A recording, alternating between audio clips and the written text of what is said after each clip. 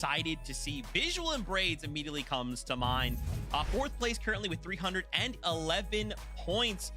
Talk to me about these guys in the lens of like, what do you think they prepared coming in for day number 2?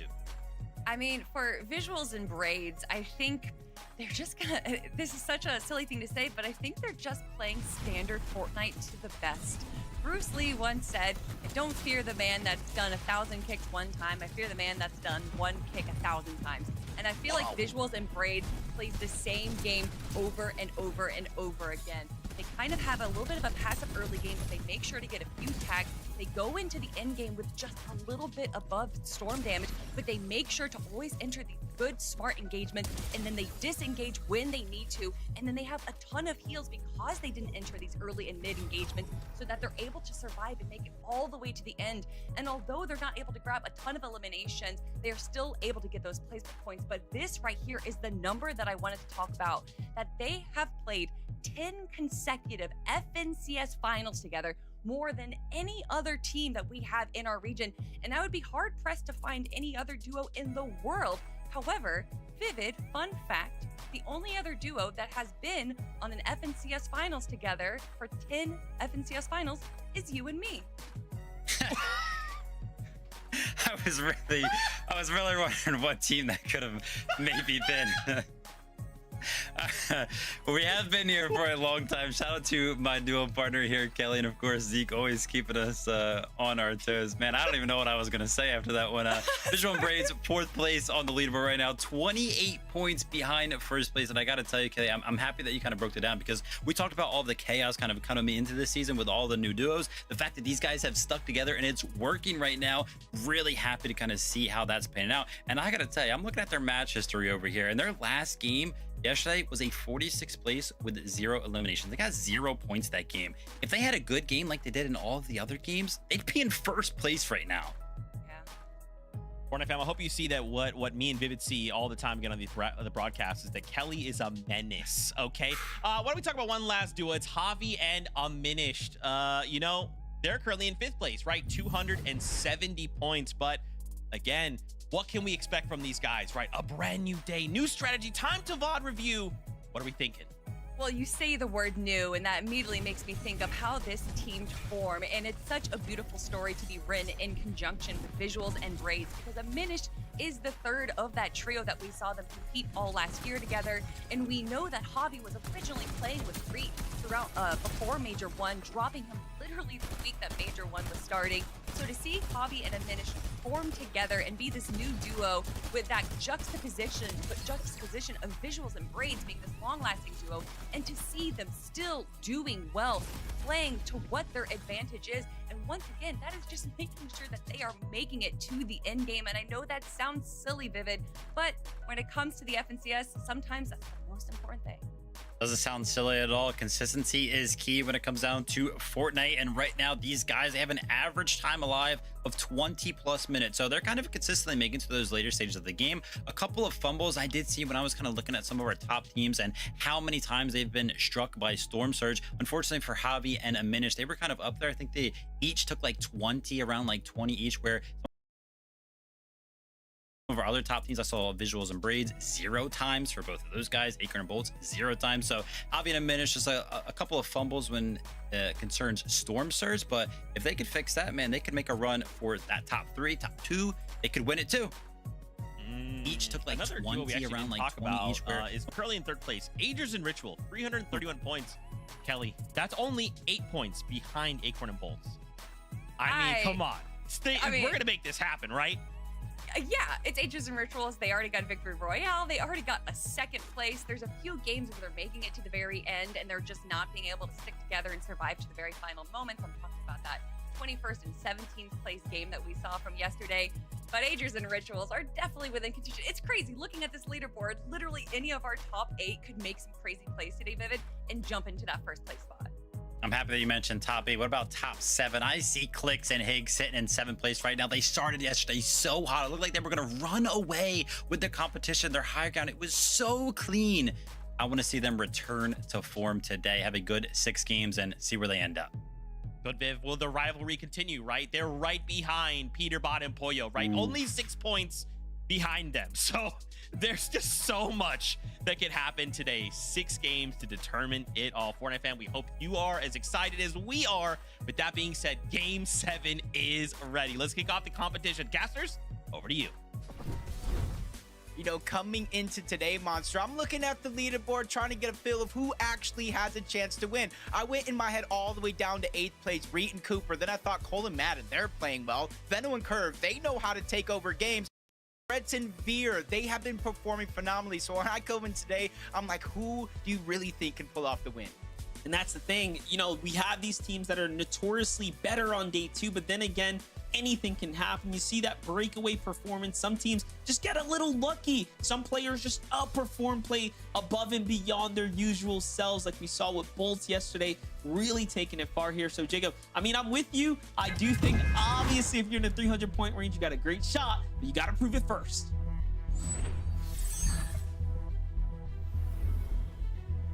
Throughout day number 1, Monster, we've seen big games, over 100-point games, almost every single one by at least one of those teams. So I kind of agree with you. It'd be crazy to think a lot of these teams can't catch up, but with a day break in between, a chance to VOD review, fix some of these mistakes, you got a new chance at life. But Dragon, Preon, Jack, and Pen, they're still going head-to-head at the split drop. It is going to be a 50-50 instead of trying to take 2 different sides. And Pen getting tagged up down to 26 HP. Jack as well. They get the first knock onto Dragon. He can't clean it up, though. He just falls short of that mark.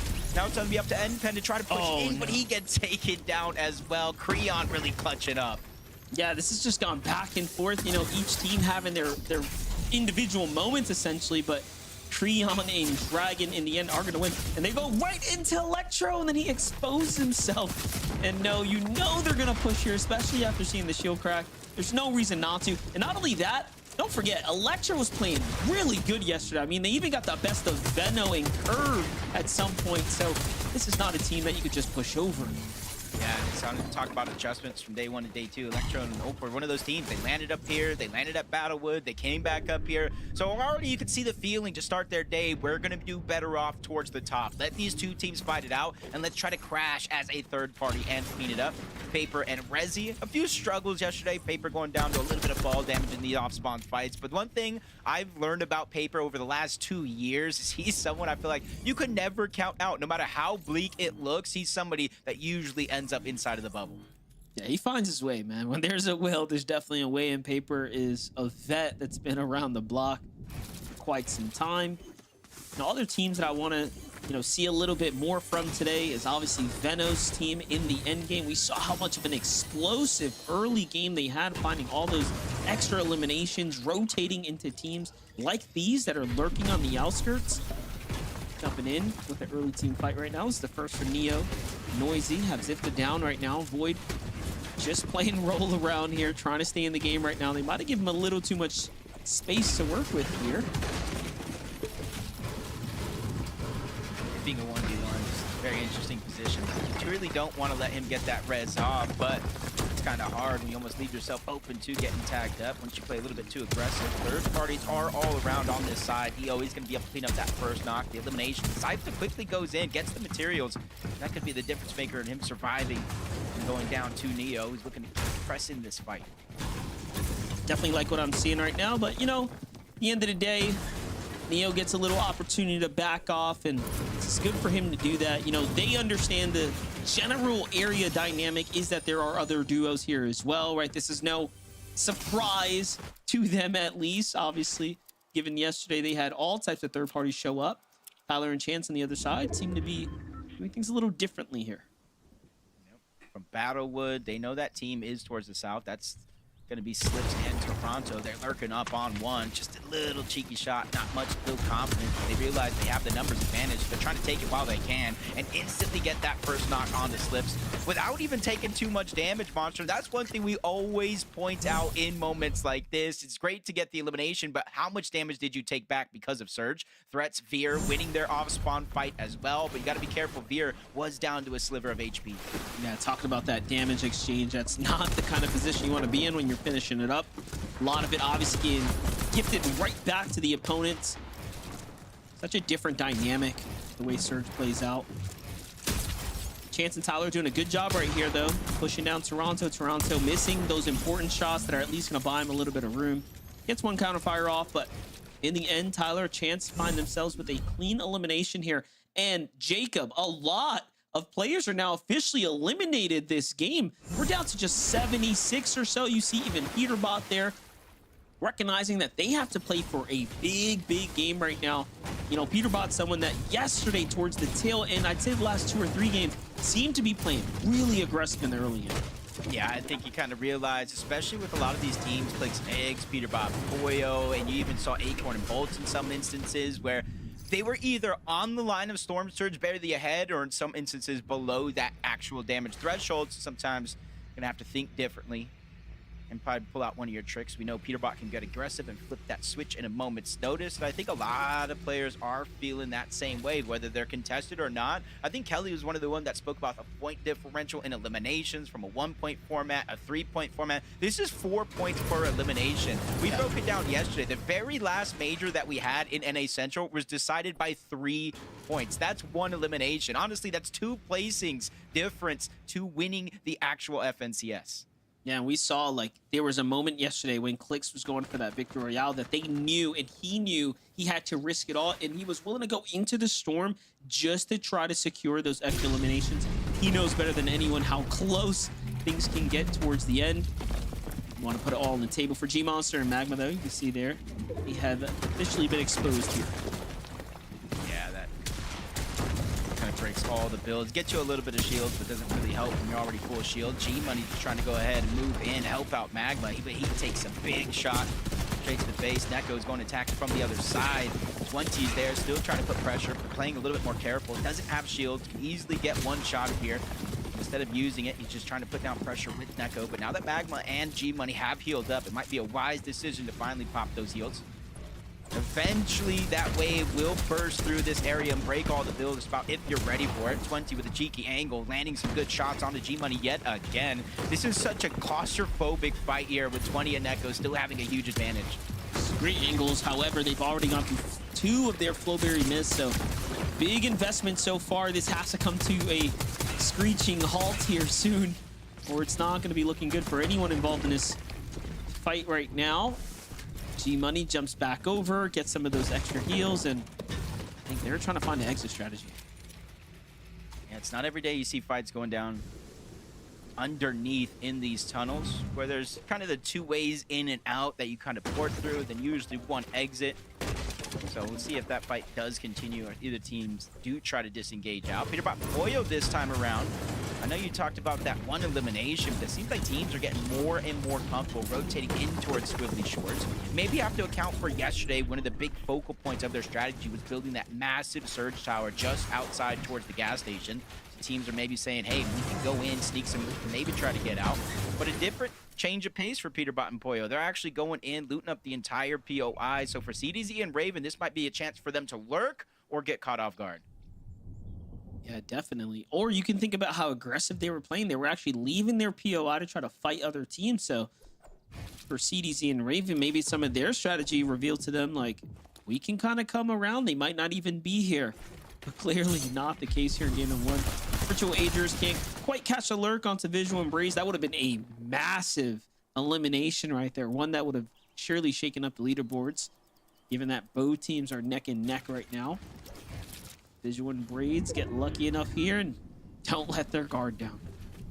Yeah, this is the blessing and the curse for Visual and Braids, though, is because in the last game of the day yesterday, they went down to a team lurking on this exact spot. Visual and Braids, for the most part, since they land just outside of Dark Dominion on this split drop, and there's mountains, and then on top of that, Monster at center zone, how much better can it get? They usually stay here for the first 4 to 5 zones, depending on where it pulls, and consistently gets damaged, because no matter where the zone goes, north, south, east, or west, the chances are very, very high. Teams will have to rotate around Visual and Braids in order to get inside of the zone. So just make it a huge focal point of their strategy. So if you guys VOD reviewed yesterday, coming in today, you can kind of see that in terms of Visual Braids. Maybe you can try to plan around it. But Acorn and Bolts, with Vivid breaking down their rotation from the backside of their POI, that long launch pad that they mix with the utility, and another instance of that as they quickly get to zone. one of two teams that had a near perfect day for the most part. Not really dropping any rounds, but talking about teams falling short right now. You have Greek falling here. Off from a team in the distance. Muslin Sphinx recognized the danger immediately after the Flowberry Mist comes down, and in they go to get the finish up right there. It does seem like they are now rewarded with all that extra loot. Cooper rotates right into CDZ Raven, puts down some good pressure onto Raven there. Now do they recognize there to Raven there? Just the solo here on the other side of the wall. That is the question here. I think Cooper knows that he's in big danger here, so off he goes. And it's just continuously getting worse. Look at where he's rotating into, Peterbot and Boyo. And they're one team for certain. If they know you're a solo, especially isolated like this, they're gonna go. They see Cooper trying to rotate in. Big damage coming out from the both of them. Cooper backed up against the wall. They continuously try to spray it in. Just one of those shots needs to breathe through the builds in order to connect, in order to get that elimination. But Cooper is swiftly moving in and outside of these builds, drop the vids, is able to get minimal amount of shield. At least is able to help him survive this onslaught, at least for an extra couple of seconds here. But Peterbot and Poyo continuously on the look. Again, they know this player, Cooper, is a solo, so they're not going to stop until they secure that elimination. 4 more points for Peterbot and Poyo in a game that's looking very, very accelerated. Gifted that time around as well, just landing right on them as they were trying to finalize their metal reserves for the mid game here. Meanwhile, look at this, Veno in curve, no elims just yet. This is definitely a huge surprise to us, as we've seen them be overly consistent when it comes to elims in the early game. What is Veno gonna do? Is he gonna chop this down? Like, I'm curious at this point.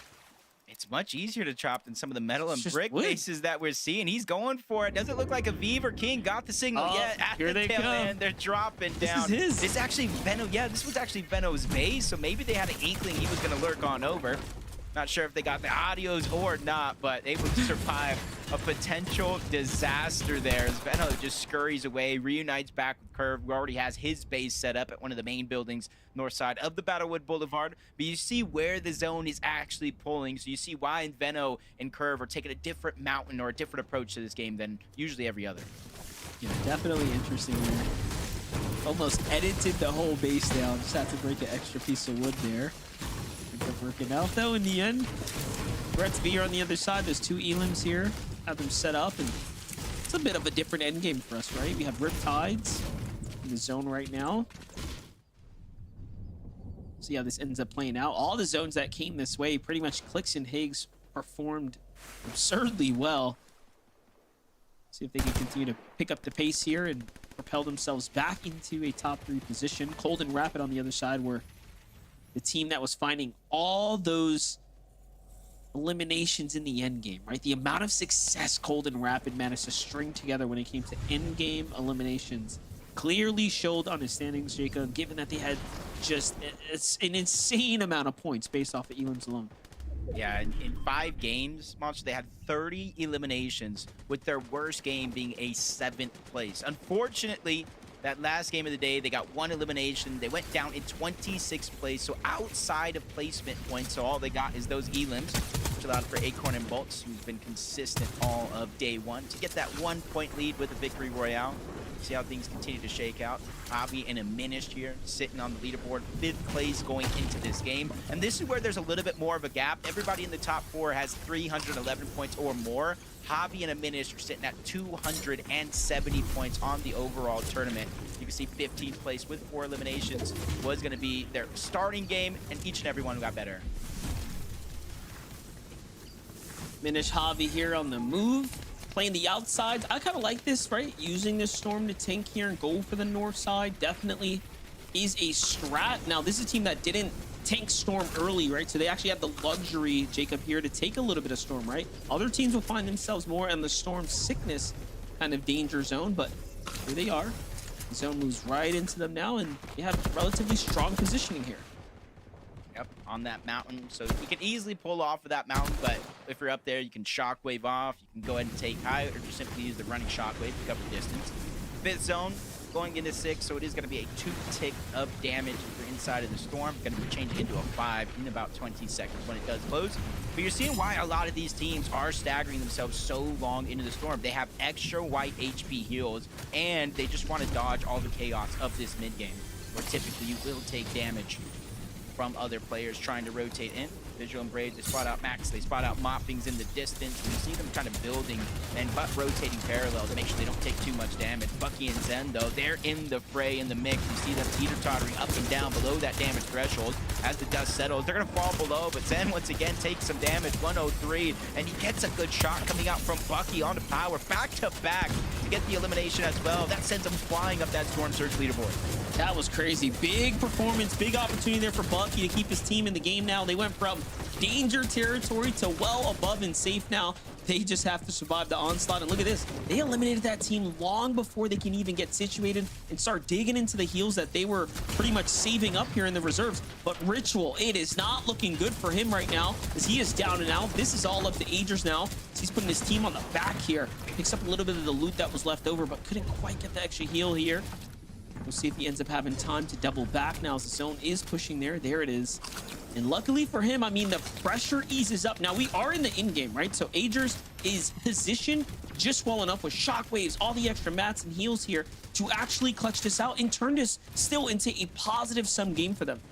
Yeah, it's 264 above the damage threshold. That can teeter-totter, pretending where the zone goes. You can easily try to go ahead and grab shots on players rotating through the sky. He's not the only solo there. You see Salt and some others on that side of the map. Probably easing the tension, though, since they're all solos. The chances of getting aggressed on are going to be very, very slim. As opposed to this side of the map, where you have Peterbot, Poyo, and a few other duos positioned 600 above the damage threshold. And you're seeing almost a different approach to start the games yesterday to start the games today. Yesterday, they were elevated pretty high up in most of these end games, going from zone to zone. This time around, they're going to start at the low ground and probably elevate themselves with each and every passing zone. Gonna have to definitely find some new positioning. Not sure if I've ever seen Peterbot and Poyo be so passively tucked in the low ground on the backside of zone here. Look at this. The zone's going to pull far and away. Now, again, they have that natural terrain to play off of here, so they're going to get a lot of value for their shockwaves. Real catch is if opponents start to base up sooner rather than later and get pretty much a bit of that high ground, they will be able to be opened up to a bunch of fire. Threats and Veer find themselves below the surge. They're actually trying to out-survive this, waiting for the move in zone here as opposed to looking for a fight right now. So this is a team that's going to be fishing for damage here on the moving storm. Yep. 126 below. Even with that contested off-spawn fight, you got to imagine, since it is off-spawn, 100 HP. If they took damage, you saw Veer down to a sliver of HP at one point to start the game. So just because you're contested, just because you win, doesn't mean it's all joy at the end of the day. But you were right. It does look like their first attempt is going to be to out-heal it, but 17 players need to go down. They're just on that line, 45 damage. They spot Skiddler and his duo above. They're trying to get one of those shots to bleed through. They have the Thunderburst, the consistent pressure, but no luck on their side. 60 below, taking damage. They have no extra heals, Monster, in this moment. They are going to jump above. Storm Surge for them is not going to be a thing, but they need to be persistent, try to put down the pressure, because just because they're ahead here doesn't mean they're going to be ahead in the next zone. Peterbot, Poyo, though, continue to do what they do. We said that they were looking uncharacteristically positioned on the backside of zone. You can see it's ending up playing out in their favor. They find a Elim here, and then they rotate in smoothly right afterwards. But when you start looking up towards height, when you start looking at who's trying to position for the big win once again here, it's Clix and Higgs. I love that they're trying to take on this identity as a high ground team, and one that's willing to put everything on the line doing it. Yep.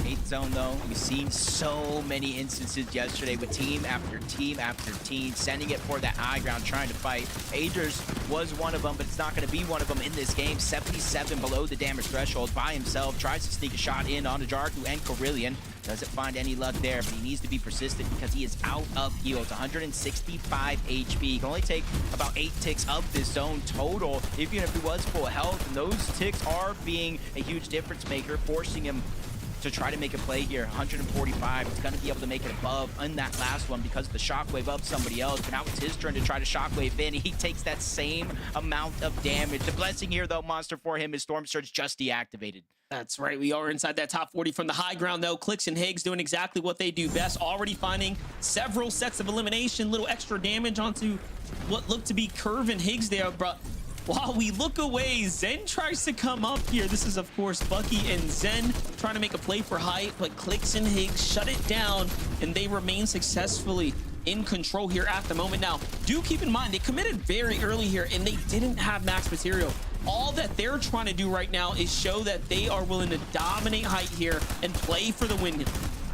Yeah, Higgs finally getting that elimination, getting cleaned up for Bucky, looking towards the backside of the zone, trying to find Loop, and instead he finds Tyler Chance. Not sure if they see Peterbot and Poyo either. They're going to shockwave to the front, not just yet going for height. We still got a few more zones for that to be a possibility, but if you look at their material count, they might have to get an elimination first. Muzz and Sphinx going to be above. Acorn and Bolts down below in the mud, find themselves 2 more eliminations here. Acorn not getting one, so no Cypher for him, so he has to beeline it to the zone. Not a lot on the Chug Jug either, so a dangerous position here for Acorn to be in. And there's opponents in the storm as well. Bolts is somewhat left behind here, trapped in the build. Meanwhile, Cold and Rapido, a single Elim, but this is where we've seen them do best. I won't count Cold out any further, as I've done that once before, and I made the mistake by saying so. Veno, Curve on the other side have 4 eliminations. Pressure coming in here. This is what we wanted to see from Veno and Curve. Yesterday, they just couldn't quite figure out their end game and find their footing. But now, here we are, seeing a stronger than ever Veno. Yeah, and they have almost maxed out materials compared to everybody else. Peterbot and Poyo running out, trying to get into the box. They don't find any opportunities there, so they just continue on getting to the front side of the zone. Chug Chugs, Pizzas.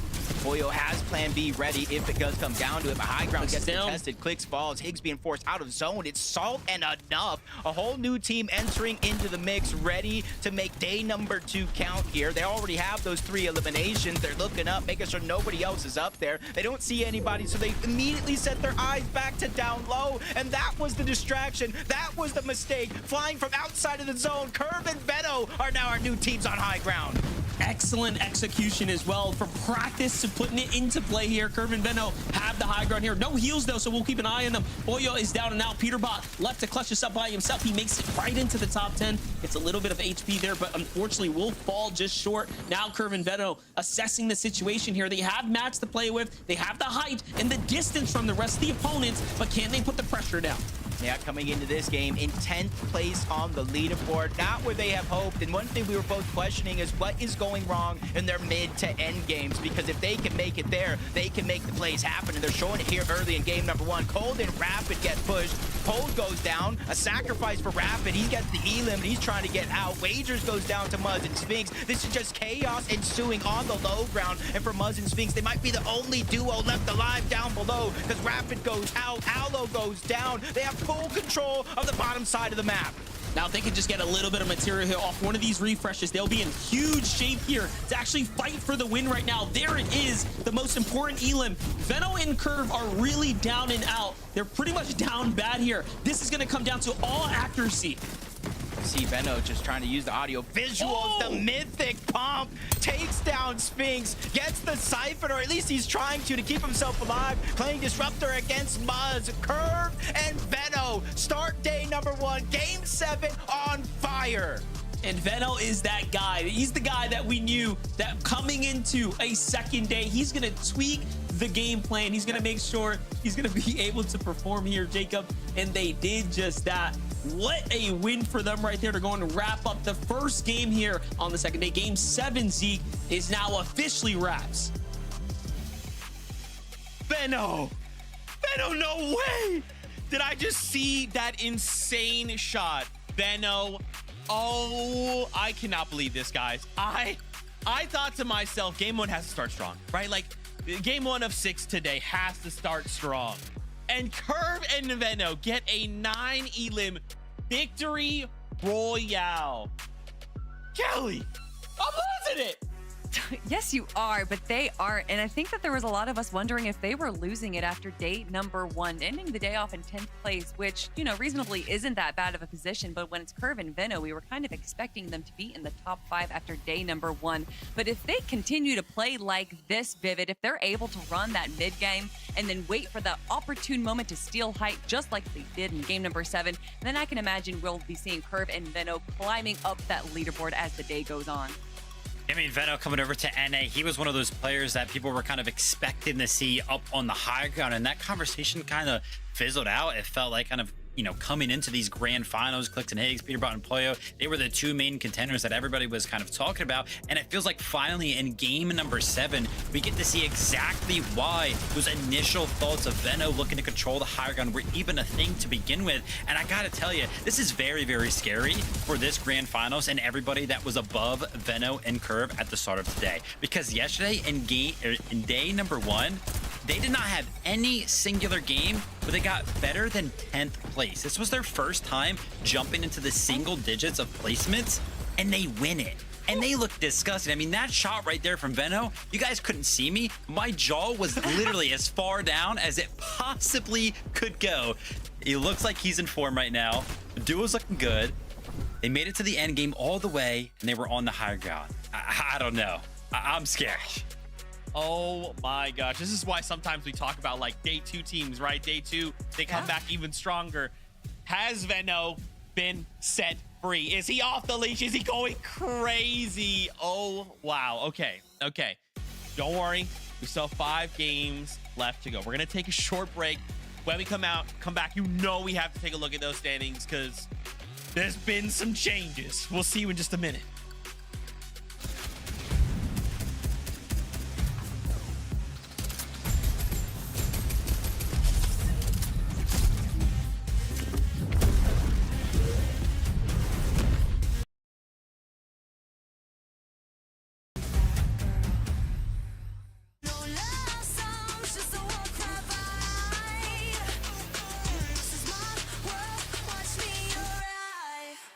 Watch me arrive.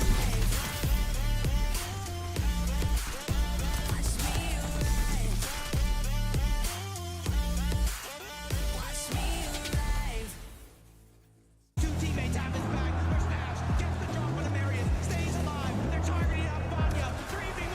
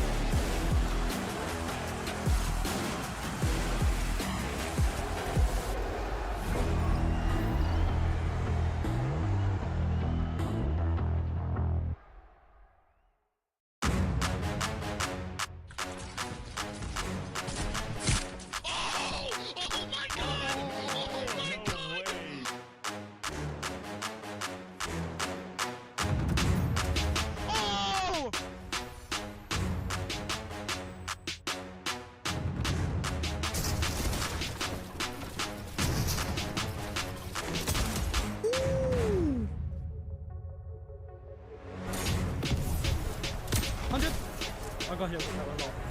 I'm popping a med bit. Wait, short.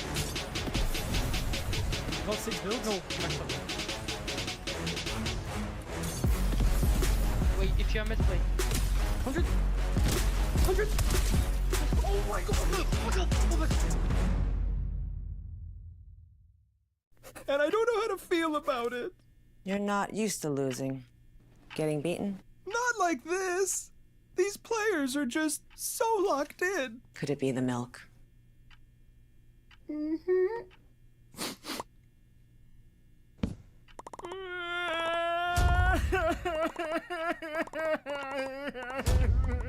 okay.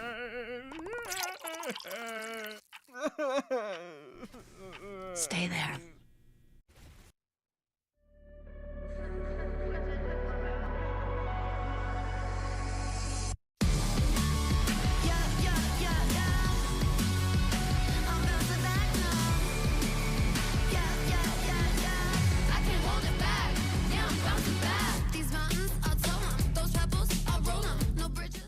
Welcome back, Fortnite fam, to the FNCS game 1 of the day. 7 overall goes over to Curve and Veno. 9 elim.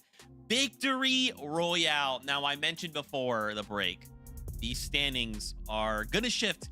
Kelly called out, yeah, Curve and Veno were in the top 10. You know, that's kind of crazy. But, you know, Kelly, it just takes one game of Fortnite to kind of change everything around. And, of course, wouldn't you know it, Curve and Veno have actually jumped up from that 10th place 327 points. I guess, Kelly, without spoiling it, where do you think they landed? I'm going to answer for you. Top 5. Okay, top 5. That's just what we were talking about. And Good you answer, can good see answer. that calling from Sundown from many years ago, the Shoopening is happening right now. From 1st to 5th place, we have around a 71-point difference. And we know that 71 points is easily gained in a single game, Vivid. So to see Curve and Veno, who are at the bottom of this list in page number 1, jump up all the way, I feel like not only inspires me, but also inspires the rest of the lobby to do the same. Yeah, huge for them to go ahead and do this. And coming into today, Kelly kind of already talked about how many points they are behind right now. Coming into today, after the first 6 games on day number 1, Curve and Vena, when they were sitting in 10th place, and Cold and Rapid were sitting in 1st.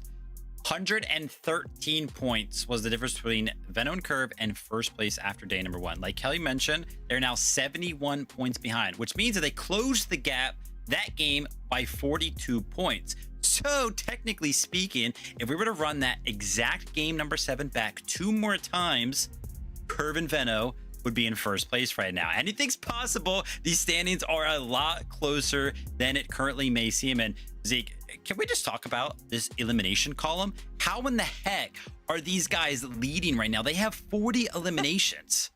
They are getting active, Vivid. That is what's crazy, right? The overall placement they have may not be the craziest, right? But I mean, when you have 40 eliminations, 40, they have an average placement of 17, but it doesn't matter, right? This is what that difference maker was of that additional point from elims. But guys, also just look at this leaderboard, right? Look at the little numbers right next to their placement, right? We see Cold and Rapid, Acorn and Bolts, they swap places, but everyone else besides Veno and Curve have not moved, right? That top 6 right before they jumped in here are all pushing forward together. It's so insane. I mean, even look at like Peterbot and Pollo and Clix and Higgs, and now we also have to look at Javi and Aminish, because Clix and Higgs are now tied with them points wise, but Peterbot and Pollo are only 10 points ahead of them. I just can't believe how close all of this has become after a single game, Kelly. Yeah, and I mean, we're taking a quick look at Peterbot and Pollo right now, and that looked actually like that could have been a very successful game for them. However, Peter was a solo player towards the end right there and did go down, I believe, in 9th place. There was a moment in that game, though, where it looked like they were taking a peek up onto Height. They saw that it was Clix and Higgs, and for sure, I thought they were going to go and steal for Height again. But it didn't look like it went that way for them, Vivid. However, it does seem like they're already starting to change up their strategy just a little bit from what we saw from day number 1. So I can expect some more changes as well as the day goes on. Yeah, I saw a little bit more aggressive plays out of them. I mean, we're kind of used to that in past seasons. It looked like they were going for a couple of extra fights, but I mean, once again, we jump over to them when they're in the end game, and they just have nothing, you know, no builds to kind of work with. Not sure what's happening on some of those rotates to where they have to invest so much stuff, but we have not been able to see Peterbot and Pollo be healthy enough in the end game to kind of push for any of these victory royales. You know, and it's tough, because this is just the first game of the day. We have 5 more, but we also can't really skip a beat, can we, Vivid? Like, we need to make sure now more than ever we are minimizing those little mistakes or whatever. Like, again, look at the top of the leaderboard, right? We came in, Acorn and Bolts was 1 point ahead because of this last game. Acorn and Bolts fell in 12th place with only 2 elims. You look up, Cold and Rapid, a 4th place with 3. This is going to come down to this over like the next 5 games, right, Kelly? A single mistake. Everybody is taking steps farther and farther up the leaderboard. A single mistake will suddenly shift everything. And enough of those chained together, suddenly the point thresholds are going to see that patented shoopening like Sundown called out. Well, you say these single mistakes, and I think in reflection of that is that you can't just have these teams that are kind of playing a little passively, right? They're going for placements. Maybe they get a handful of eliminations. You need these teams that are able to pull out these pop-off games. And that is why Cold and Rapid, although they might not be having these wins that all these other teams in our top 5 are having, they did have that 11 elimination 2nd place. So these pop-off games are now what's going to be separating our top from the rest of the lobby. Cold and Rapid, man, they continue to be consistent. They're trying to pull away. A couple of teams are on the hunt. 5 more games to do it. Oh, man. Let's get right back into it. Game 8 is ready. So, casters, take it away.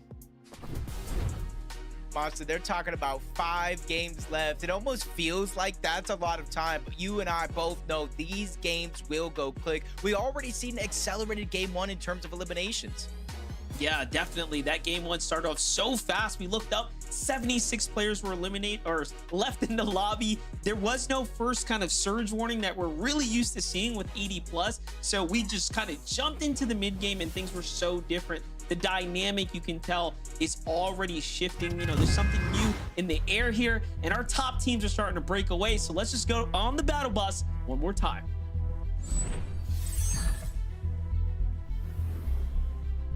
Standings are just getting so much closer than ever before, and you can even look down to that qualification spot into the top 13. That is as stacked as the race at the top of the leaderboard. So we'll have our eyes peeled on both the top and those qualification spots throughout the day. But Curve and Veno, when I was kind of looking at some of those stats, there are the top 5 players in damage. Curve and Veno are 2 of those 5 players. Both of these guys are firing all cylinders. And this is when we were going into the heats, Monster. I was talking about the makeup of this team. Obviously, the accolades aren't there on Curve, but it reminds me so much of that Queasy and Veno duo that dominated EU for so long. Yeah, I can definitely see it. And, you know, we called it out at several different points last time. Game 1, Curve and Veno's, you know, ability to ambush multiple teams at different vending machines was honestly commendable. And then we tune in like game 3 or 4, and they have like 7 elims in the early game. So clearly they have figured that part out. And if today it's all end games with Veno and Curve, I mean, all they've been doing all season long is practicing psychoing for height and dominating, right? And hey, this is the 3rd time now Veno basically makes an end game, 2 of which he went for high ground. So he's showing us if he's got a shot at it, they're gonna take it. Seeing so many teams really kind of emerge and their game plan set in stone, but these quick off-spawn fights really prove to kind of be the difference maker. Taking Mafia against Jack and NPen, already one elimination being cleaned up by NPen. Mafia is going to be the one going down, but they kind of switch up their drop spot a little bit. It's not too far away from the split drop towards the left, but they're actually full committing to the south side of Frigid Fortress this time around. Not sure if it's a bus path change or an overall game plan adjustment, but for Jack and NPen, that might be the difference maker. But you got to be careful because you got Minished on the other side, you got Osin and Scare on the north side, so it's not going to be as free as it seems. There's a lot going on here. Definitely, they're kind of in the mix here. Now they do have, like you said, that early elim here, so it's a single player left in the duo. Tick there, just hiding out, trying to buy his time here. Seems like he finally finds an opportunity to jump back in the mix. Jack has to come to the rescue. Did he get a way in? There it is, but oh my gosh! What a shot by the Tick here. And this is what, you know, this is what happens at the highest level of play, right, Jacob? Like, anything can happen. Pros do have their moments where they end up clutching up, and although he does get full finished here, it doesn't matter. NPen is now in a much worse position. Yeah, NPen is just hoping that Osid and Scare get bored. They don't look for him, and you can kind of see in the feed that NPen did not get eliminated. But in comes Dragon and Creon. This might be a blessing for NPen to try to get out. He does have the zip line, though. Leaves you open to taking shot. Creon Dragon not slowing down. Big shot onto Osid. It's going to push him back into the box. They have to try to find a way out. Creon's there on the other side. They even get the roof. Dragon pulling full aggression on this fight against Osin and Scare. They already get the first knock. Creon with the other angle. They get a full-on wipe. They played that perfectly as well. Leaving that weakened wall there while Dragon distracted from the high ground and then takes it at the prime time there. The timing just couldn't have been better. Looks Scare's trapped, caught with this pickaxe out. Just not much you can do here. Meanwhile, Falcons, Peterbot and Boyo back at it, this time onto Chris and Drew. We've seen this fight happen before. The last time Chris and Drew were left almost in shambles, chased across a big section of the map, and it seemed pretty similar when the zone was kind of keeping Squibbly in play. They essentially went for the battle. Peterbot and Boyo early on are willing to take some of these risks, but you can say Peterbot takes a big shot, forced to back up. They didn't necessarily win the trades here when it comes to Surge. So they're going to have to go back on over to Squibbly, where in essence they do have almost infinite heals that do spawn up over towards that rift. But Riptides, we saw threats in Fear. win the fight in that last game. Veer almost going down. You can see it kind of led into them being affected by Storm Surge, but Mako and Blanks, a team that qualified out of Frigid Fortress with a victory royale, just changing up their drop spot here again today. And that's sometimes what you have to do. From day 1 to day 2, you hit the VODs, you figure out what changes you can make. Threats and Veer were successful in the last game. This time, Threats is left to play this one out by himself, at least here at the start. And once again, though, Jake, I'm looking at that overall player count, 78 remaining. So it seems like the early day jitters are out the window here now. You're back to Curve and Veno playing similar to the last time. It made sense why there was that big wooden base. This is just the early game strategy. Committing here to play for a Surge Tower. Where he's going to give up all the loot to Curve right now. You know, Curve is kind of, I wouldn't say the mastermind by any means, but he's the main guy, the main source of their early game damage. Trying to get Surge. You see them breaking open the tops of buildings. That way nobody can safely lurk nearby. And I think that's one thing for certain, because we saw Veno try to make that attempt in that last game, lurk back towards a Surge base that was momentarily stolen. And I almost wonder if that's why. You see a lot of these Surge bases, Monster, Metal, Brick. Veno and Curve, for the most part, they build it in wood. Yeah, they know it's temporary. They don't want to attract too much attention. And maybe when it's wood, it kind of signals to other people, no one's going to be based up in wood, right? Surely not. It's all part of the strategy. Mind games at play here. H-Cube and Cryptid do end up finding threats there. So from Solo now back to the lobby there. A little update here with Cold and Rapid. For threats going down, though, and Veer, that's a huge loss. You know, coming into this game alone, they're in 11th place. They're 20 points ahead of the line, 13th place for that Summit land spot. So they're going to have to really hope the rest of the competition doesn't fare as well in this game, kind of giving them a couple of chances to close out the day. There'll be 4 more games left for them. 5 overall, including this one for Cold and Rapid, just kind of business as usual. Set up center map over at Dark Dominion. Cold was able to get the Mythic Chaos Reloader, and you can see all the sorts of goodies that they have. Multiple pizzas, med kits. So they can honestly stay here just like they normally do, rotate late, and just kind of pad that Surge stat. Yeah, at least 4 or so games yesterday. I think whenever we tuned in, essentially, they had a Mythic Shotgun or AR or otherwise. So they have had a fair amount of success and a little bit of luck finding their kind of loadout situation. Bolt and Acorn in a fight against Electro and Oak right now. It's a bit of a messy one. You see other teams putting their influence into the mix here. Throwing their ammo into the bucket, if you will. Electro manages to sneak out the side, though. Turn things around. Puts himself in between those firing shots.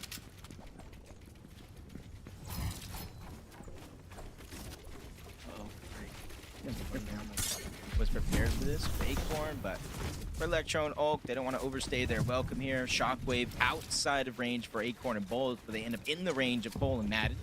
Also been performing well so far on day number 1. It looks like Electro and Oak are looking to get aggressive here, maybe for some early Surge or eliminations, depending on what they're looking for overall, if they want to try to fly up that leaderboard. But there are 4 teams directly in this location. Acorn and Bolts all the way towards the north, and a couple of teams stacked up in between. Electro and Oak got all of that information through the past couple of shockwaves, and I do think they're making the right decision. Focus on getting into zone instead of staying on a stacked edge, especially for their loadouts. Yeah, they don't have nothing.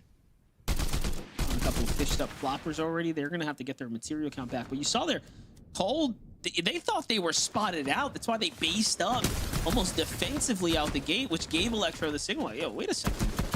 These dudes are hiding from us. Like, maybe we should take this fight. Things ease out, though. Peterbot Boya back at it right now, finding CDZ and Raven here. It's like the worst nightmare for CDZ and Raven. You know, we gave them a lot of grace yesterday as we watched them continue to improve game to game, but whatever they're doing right now, they're ending up in the war path with Peterbot and Pollo. I don't like it. I'm sure they don't either. Hey, they almost got the down onto Pollo. That's maybe a non-factor. He does clean up that elimination. It almost makes me wonder, CDZ and Raven rotated in towards Swibbly in that last game. They did not fight Peterbot and Pollo. So they're probably thinking, like, Peterbot and Pollo, they're not going to be here. They're going to rotate on out. This time, a whole different plan for Pete. and Pollo. They stay around Squibbly Shores. They spot out the team rotating in, and they just fight for those eliminations. 8 more points for them as they continue to rise up that leaderboard. They closed the gap already with game number 1. And they're already closing the gap again. Depending on how many eliminations that Curve and Benno have been able to get so far, this game started with a 13-point lead between 5th and 6th place. Well, they've already cut it down to 5.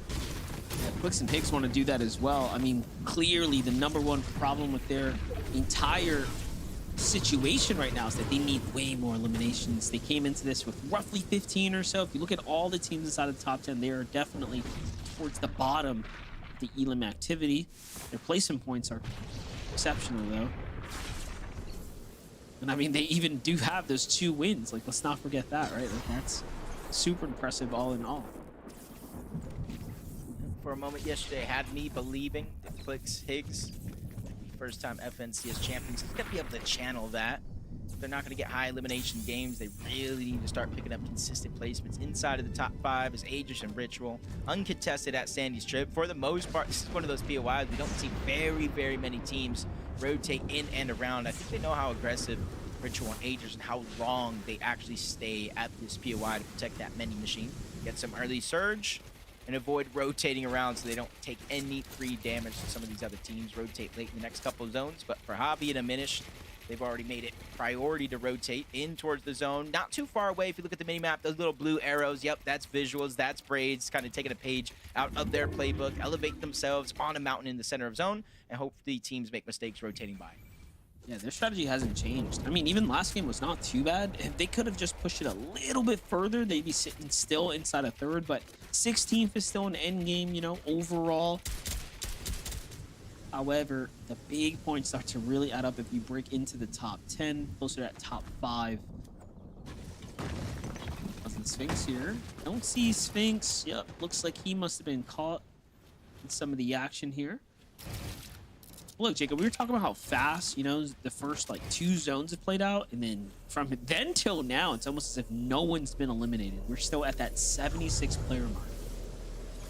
It's almost the feeling of some of these contested drops or the surrounding lands, there's a little bit of freedom because everybody has that time limit where they have to drop, they have to get their loot, they have to mat up, they have to grab their resources. So maybe that's the little window of opportunity some of these teams are going ahead and taking for their own.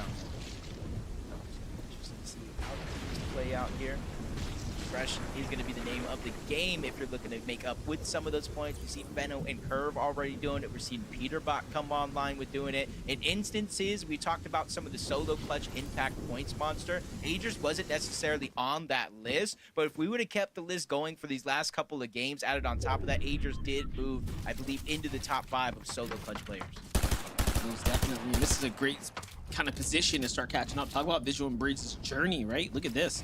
The zone's pulling south, and this is actually favorable for them because they have some distance from the edge, and they can see all of these potential opportunities of teams that have to move long before them. So they have their clear pathway to success to overdrive out, and then they have teams all in the distance here to kind of pick apart in the process. Meanwhile, though, Clix is actually in a world of trouble. Why in the world would he end up by the Dark Dominion? We'll just have to figure that one out here in a second. But he's lost Clix in the process. Yeah, Decisions, yeah. Big part of their game plan here. And you can see, it almost looks like they might have been rotating underneath. Not sure why Rapid and Cold would be down there, but you can see why they were getting aggressive. They're rate 252 above the damage threshold. Clix is actually pushing right back in. He's trying to go on the offensive. I'm not sure if this is the plan right now or just to simply try to push them back for the free reboot card. Either way, a brave play coming out from Clix. Probably knowing that Cold was weak, a lot of HP missing, and he's actually going to be able to steal away a pizza out of the hands of Cold and Rapid. It's just a matter of Cold and Rapid rotating out. Clix probably checking to make sure, and now everybody is out of Dark Dominion. So even though in this moment, Monster, it looks like disaster strikes, they're going to have a breath of fresh air and time to breathe if he can get that reboot off. The only thing I can think of, and we will have to go to the replays to find out, he had to have been fighting for Higgs' reboot card, right? There's no way he's just going to go challenge a team like that, right? Like, not for no reason, at least, not as a solo. So in the end, though, it plays off. He ends up doing exactly what he needs to do, and he comes out ahead. You know, the extra pizza box is definitely going to be a huge win for them, especially given that they're in the zone here. So Peterbot Pollo, though, in a bit of a standoff right now. And they have the zone. Okay, this is actually perfect. 800 damage above. Material count not exactly maxed out. However, though, they have everything else going for them. That whole team next to him, Flex and Light on the other side, trying to put down pressure, possibly force Peterbot and Pollo back, but they're going to have some time here in a moment as they drop down a whole nother layer. A 5-tick zone, and we tune into Reet right now. No Cooper in sight, having to burn through his materials. Multiple teams, looks like they spotted him out as a solo. Send some fire his way, trying to put down pressure, but the zone max pulls yet again away from Reet. Just got to see if he's going to actually try to go for the revive here with very little materials or play it out as a solo. I think he has no other choice but to play this one out as a solo. It's not enough time to get the revive. Both of them will end up going down. So Reet, a lot of pressure on your shoulders here to finish this game. Pressure on Bolt and Acorn as well here. Below the surge, we were highlighting the fact that teams like Acorn and Bolts didn't have problems with the Storm Surge at all, at least doing damage to them. And then we come in now, and already that's not the same story here at all. Acorn, so much pressure here, doesn't even have time to go and heal. But Bolts comes in to back him up here. This is onto paper.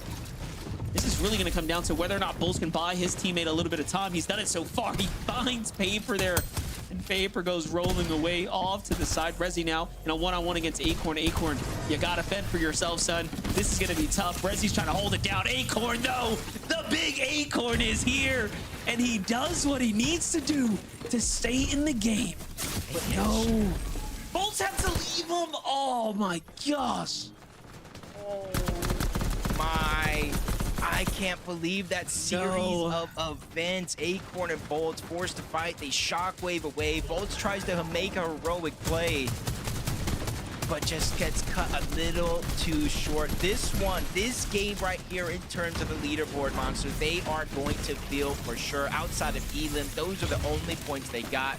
See possibly going down around 29th, 30th place. No points for that effort. Peterbot and Pollo, though, surviving a little bit of an onslaught, not only able to get eliminations, but a little bit of a cleanup, some extra loot for them to work with. And it's just something I think Cold and Rapid need. We saw them getting chased by Clix underneath, trying to get revenge for Higgs, and you can see what that has done to their position in this game. Barely 3 above the damage threshold. Cold with a huge chunk of shield missing. It's put them so far back.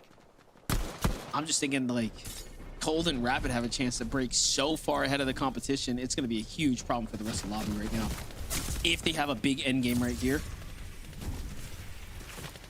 No one's played perfect, though. I feel for him here, just taking damage from Storm, taking damage from Storm Surge. No extra HP. He's 93 below. It's deactivated for a moment. And oh my, that's the only moment he needs. Literally, if it was still actually active, Monster, he would have been ticked down for sure. But Reet making a play. 4 more points in this game. 2 teams need to go down, and he's going to start getting rewarded with placement points. Hey, man, he's back like he never left right here. It's got 2 big pots as well to bounce back in the game. Pressure on Braids and Visuals from the side here. These are his walls, too. He can get in and make some pretty dirty plays here. But talk about a way to claw your way out of the grave for a second. Visuals and Braids, though. Look at what happened here. Just shortly before they made that rotate, they actually find an elimination there, an important one as well. At 3 HP, the Siphon is what's going to keep them in the game, remaining competitive. I saw that while we were hopping around, Clix actually eliminated too. So we have some pretty big top 10 teams now fully out the game. This is going to shake up everything as we know it. 68 below, though. Visuals, Braids get a little moment to breathe, but it's not going to last very long. See, Braids had some extra shield, allowing him to take the tick, but I'm not sure he's going to be able to find the damage, especially in a zone like this.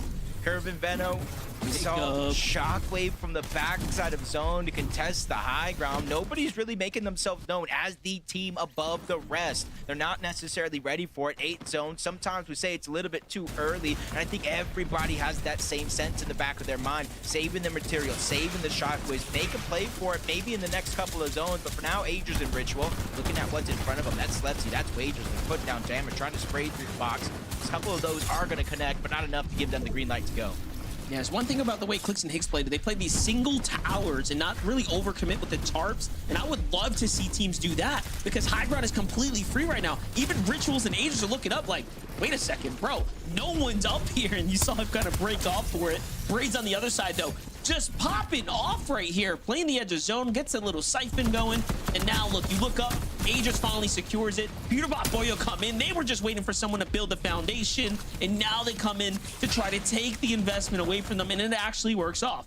Yeah, massive damage onto Aegis, onto Ritual, forcing them away, but you still got to be careful for Curve and Benno, full HP front side of zone. Aegis gets left by himself. Talk about him moving possibly into the top 5 in terms of solo impact points in this game, and this is another chance for him to do just that. There's a bunch of points in terms of placement still left on the board. 4 points per elimination if he can clean those up, but he has to watch out because Peterbot and Boyo, not only they have the high ground, they notice him at second height, put down a little bit of pressure, forcing him down a whole nother layer, and then set their focus onto 20 and Neko as well. They're building up step by step, taking a lot of the focus from Peterbot and Boyo. Golden Rapid may not have won a game this weekend, but they've been playing low ground very well. But look at this. As I'm about to celebrate their key positioning, they get rolled up on from behind. Meanwhile, Curve, Venno doing the same thing they did before, play deep side of Storm, come bouncing way on in with the Flowberry Mist to just support them here for the high ground take. But Venno's got to be careful. He's right outside the box of Peterbot Boyo. It seems like they've conceded to give away the high ground, and it is theirs now.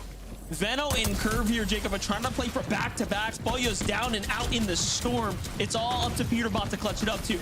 Man, back-to-back is 100% certainly possible, especially with the tough competition out of the lobby as Brilliant takes out Cold. Their run has come to an end. Vivid was talking about if they could repeat that same game, they could close the gap. But now with first, second, and third place out of your way, this is an opportunity to do it. But Peterbot by himself, 6 HP and a dream, finds a little crevice there to hold on to down below. Not able to get the elimination, though. He gets taken out. Top 6 situation. 3 solos running around. 3 duos still intact. Venno and Curve are still up above, raining down fire, not really giving anybody a chance to breathe and think outside of the box, which is Force and Seek to take this Storm damage. It's his only play here to try to get some extra placement points. Love what we're seeing right now. Venno coming down here. No material, just forced to play chest to chest here while Curve's got eyes from the top down.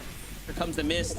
Just give them a little bit of a relief here, but Tyler comes up, goes for the pop shot, doesn't quite hit it. And Tyler's got enough mats to actually do work here. Jacob, this is not a safe endgame by any means. It really is going to come down to whether or not Tyler wants to contest them on height or jump down low for some elimination points. Yeah, it's not just the build that I'm looking at. It's that mythic Chaos Reloader that can turn the tides of fights in the blink of an eye. But he's getting pushed by the solo down below. Seek, he gets the elimination. Siphon getting up to 200 effective shield and HP. More builds to work with. But up above, Curve and Venno, they're refusing to drop down low. They're refusing to give him a chance. So Tyler has no choice but to go up above. Big shot on the Curve. Tyler is trying to make dreams come true. He lands another shot on the Venno down below, trying to deny the back-to-back. Tyler, he just needs the one chance, but he is already down. He's by himself. 1v1. Zone is closing. 3 HP. Tyler clutches up.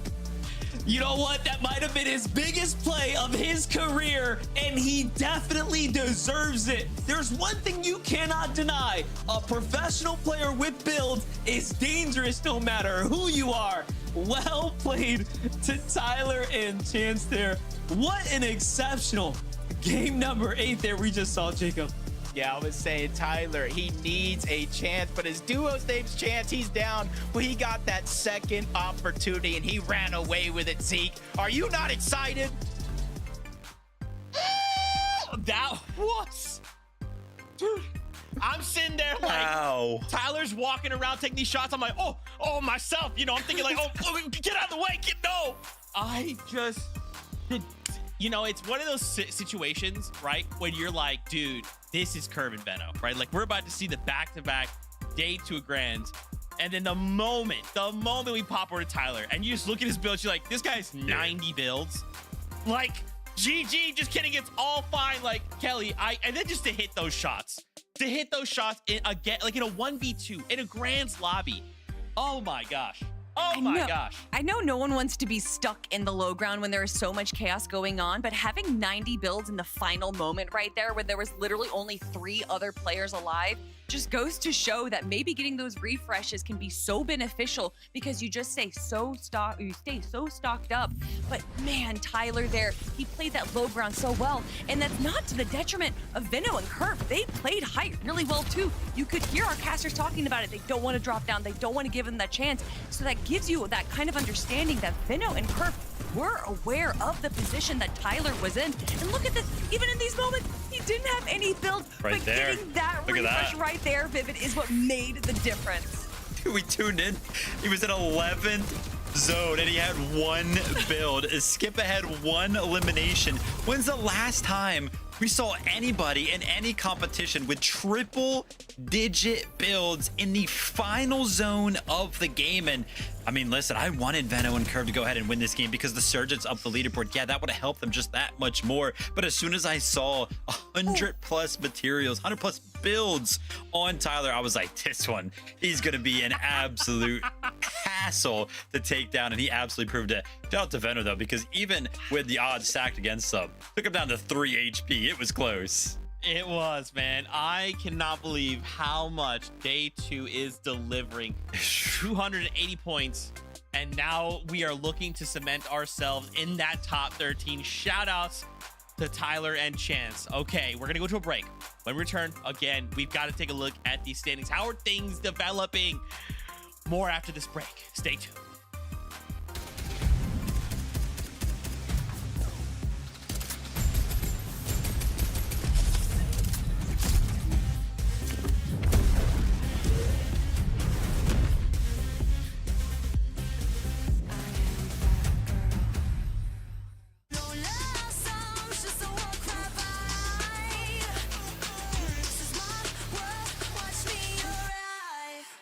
Watch me arrive. Watch me arrive. Watch me arrive. Two teammates have his back. There's Nash. Gets the drop on the Marion. Stays alive. They're targeting up Vanya. 3v1.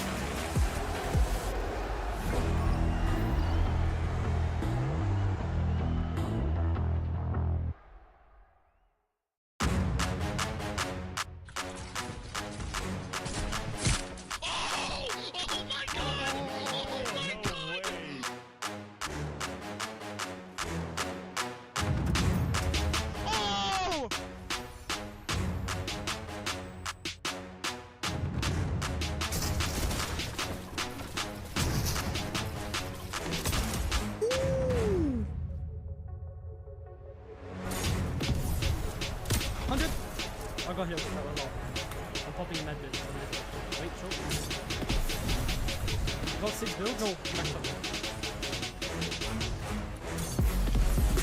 Wait, if you're mid, wait. 100? 100? Oh my god! Look up! Oh my god! And I don't know how to feel about it. You're not used to losing. Getting beaten? Not like this. These players are just so locked in. Could it be the milk?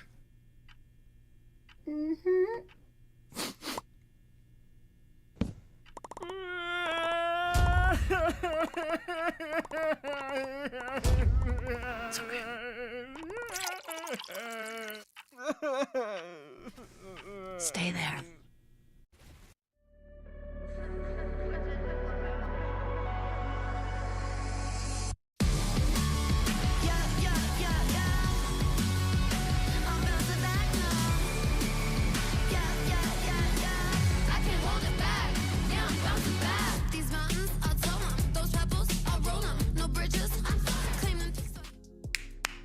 Carbon Venom. Carbon Venom. Oh, man. Oh, man. Oh, wait till you guys see the standings. First off, in case you missed it, welcome back to the FNCS. It is great day to be watching Fortnite. We just watched an incredible game, but Carbon Venom almost got Another victory royale. Second place, 9 elims. I told you we'd have to look at these standings, right? Because I'm telling you, game to game, it feels like I have no sense of stability, Kelly. It feels like every time I have a semblance of like, this must be the way this is going, right? Wrong! Is that Because new the for standings you? decide, you know what? What? Oh, I'm sorry. I feel like instability is part of your lifestyle, Zeke. I don't think that's anything new whatsoever. But for the FNCS broadcast, seeing our leaderboard shake up this much, Vivid, might be a little bit new. I definitely thought the leaderboard was going to be ready. Right, there we go. Okay, Vivid, take it away.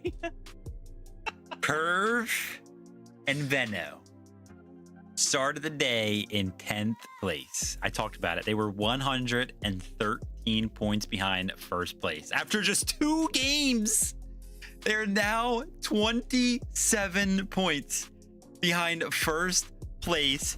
And that elim column, it just keeps getting crazier. Zeke, you talked about it. It was at 40. Now it's at 49. I am just shocked. You know, like something that Kelly said at the start of like yesterday, right? When we kind of like were hinting at this extra point, right? Again, it's like 1 point really doesn't sound like a lot, but when you put it in the hands of like a Curve and Venno who want to get aggressive, they want to get in these boxes, they want to take these fights. I mean, look at how it's paying off. We have just after 2 games, we started the day, Kelly, in 10th. We are now 2nd.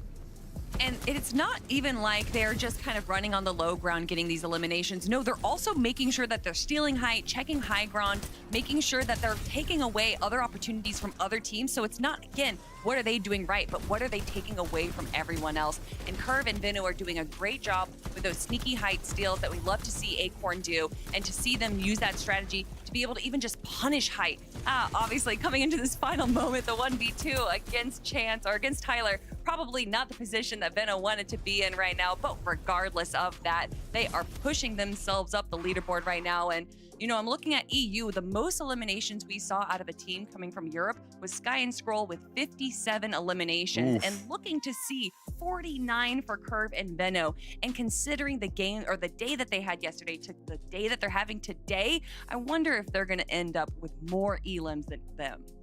Gotta say, Zeke, what a weird lobby that was too, with like the high ground. Like at one point there was like nobody up there, and all of a sudden, you know, Peterbot and Player kind of going for it. And then when Curve and Venno went for it, there was nobody up there as well. Like Peterbot and Player had to fall down, and they did that huge overdrive grenade again, right where they're all the way up in the sky. And I was looking up and I was like, oh my gosh, look, is that a bird? It's a plane. No, it's the plane that brought Venno over from EU to NA all the way up there, man. That's how high they're getting for some of these height retakes. I mean, it's incredible. Game 7, game 8, it went the exact same way. They took height at the exact same time. And like I mentioned, man, game 7, they look like a different duo. Game 8, they repeated it. 4 more games.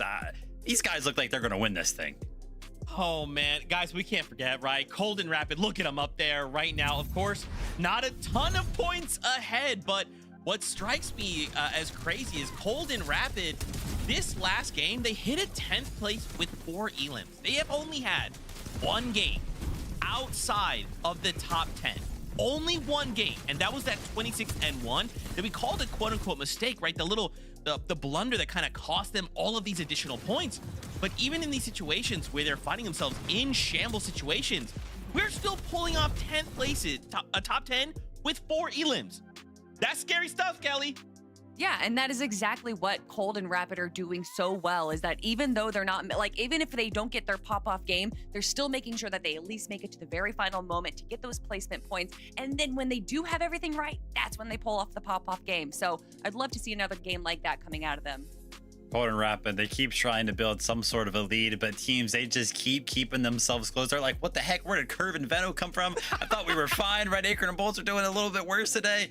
Oh man, these guys got to be sweating, but they're cool, calm, collected. 4 games left to go. Hopefully they can hold on.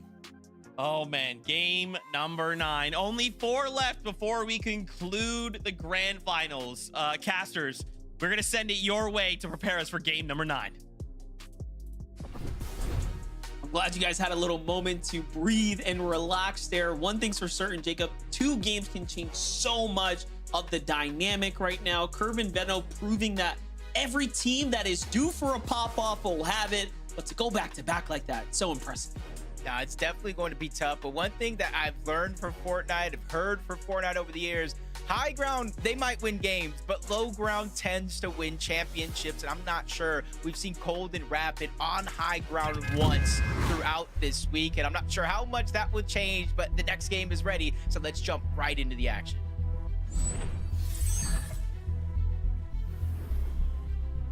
The Major 1 Finals Game 9 begins here and now. If you're just tuning in, you've missed quite the weekend. The ups, the downs, the emotional roller coaster we have been going through is all coming to an end here soon. Just 4 games ahead of us now, Jacob, as we're getting into the deep end, the deep water of this Fortnite competition. And Curve and Veno just proven to us that, hey, yesterday, they clearly had everything on lock. Things just didn't quite line up for them in the end game. But today, it is starting to click.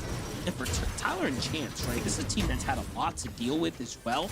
But Tyler popping off right now, really getting his money's worth. And don't forget, they haven't been perfect either, but they found themselves inside the top 10 off of that monstrous performance. Big moments here, kind of closing out the day. 4 games left. Might seem like a lot, but it definitely isn't. Threats and Veer probably are feeling it.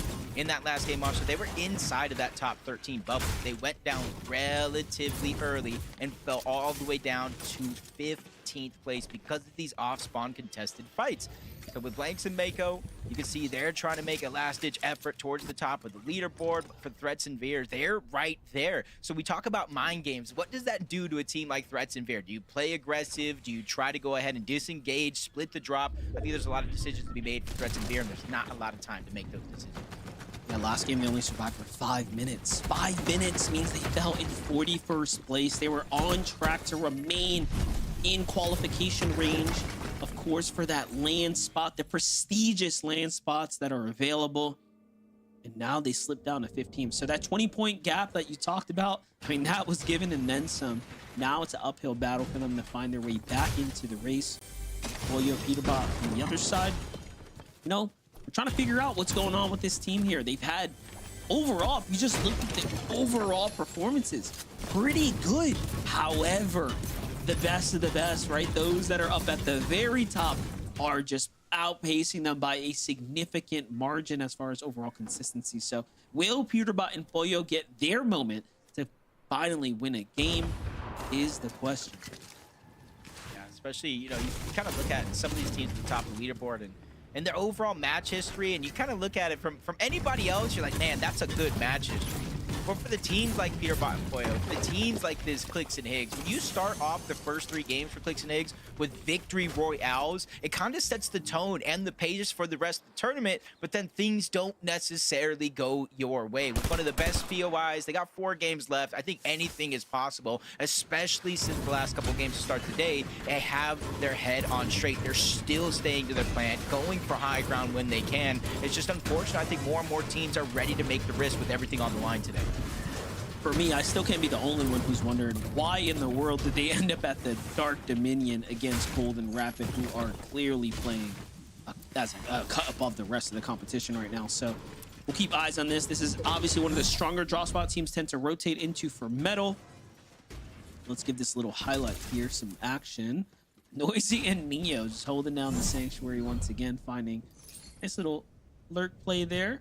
Meanwhile, Tyler and Chance survived the Boulevard. Looks like Curve and Veno have not decided to push down south towards this team, and instead they end up disengaging and out towards the southern edge of the map. This is something we saw Tyler and Chance do in that last game. They landed the south side of Battlewood. Sometimes it can be a little contested, so they immediately go towards the south and try to cut off the loot path of any of these teams that are on this portion of the map. Going to be plenty of opportunity depending on what your timing is, but it seems like Tyler and Chance barely missed their window. Players going to go ahead and rotate around for free. Aviv and King, though, another team. Aviv, we're talking about solo clutch and big impact points. Aviv was one of those players on the top of the leaderboard, and then you take into a fact like the eval finals right before FNC has started.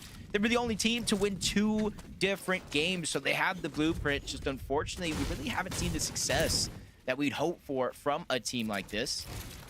Kind of seeing if they can really bounce back in today's tournament. I think there's plenty of time and opportunity. They're at 174 points, though. About 80 points down away from that top 13 window.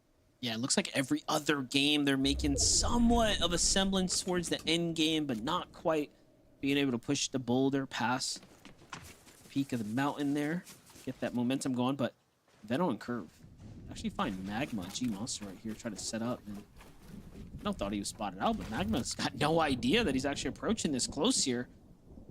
I want to know if he's going to go for the high ground player or the low ground ones. G-Monster's exposed as well. I think they might just go for a straight chop, but Magma's dropping down low, so he's Oh, probably gonna no. wait for the window to open. He go ahead and disengage out. Oh. G-Money gets spotted out on the other side. Don't take your pick at this point, because Veno and Curve are ready to go all in. Box himself one, slides into the box onto Magma. Now they're gonna go ahead and take down G-Money. A quick 2 eliminations. Veno and Curve, they're not slowing down. And I've worked with Veno enough times to know exactly what his thought process there, right? Put the pressure down on the other opponent. The other one's gonna get risky. He plays the switch reverse card, lands on him, boxes him up before he even recognizes he's actually the one that's the target. Veno is just playing different right now. And again, this is no different than what we saw yesterday. They have been overly successful in the early game. And now that they're finding the end game kind of formula, right? The solution to their problems. That's why they've been able to close this gap so fast. Not sure how many teams can really take them on head-to-head with the way they're playing so far, so you maybe have to catch them on a rotation, maybe get them lobby focused. But Bolts and Acorn talked about their strategy. Vivid broke it down, that long launch pad towards the back. They combine both the Fizz and the Shockwave for easy rotations just like this. We jump on board Creon Dragon, the third party to fight to start the game yesterday. It was Reet and Cooper as well. We talk about threats and fear falling outside of the bubble. Reet and Cooper are surely close to that same situation. Not sure how Cooper went down in that last game, but we saw Reet by himself in some of those later zones, struggling to get out alive. So this is going to be a little bit of a makeup game, a little bit of a redemption to kind of build that confidence back up. Fortunately, we got tagged back in exchange there a few times, so just giving away some of that damage that they're, of course, hard earning.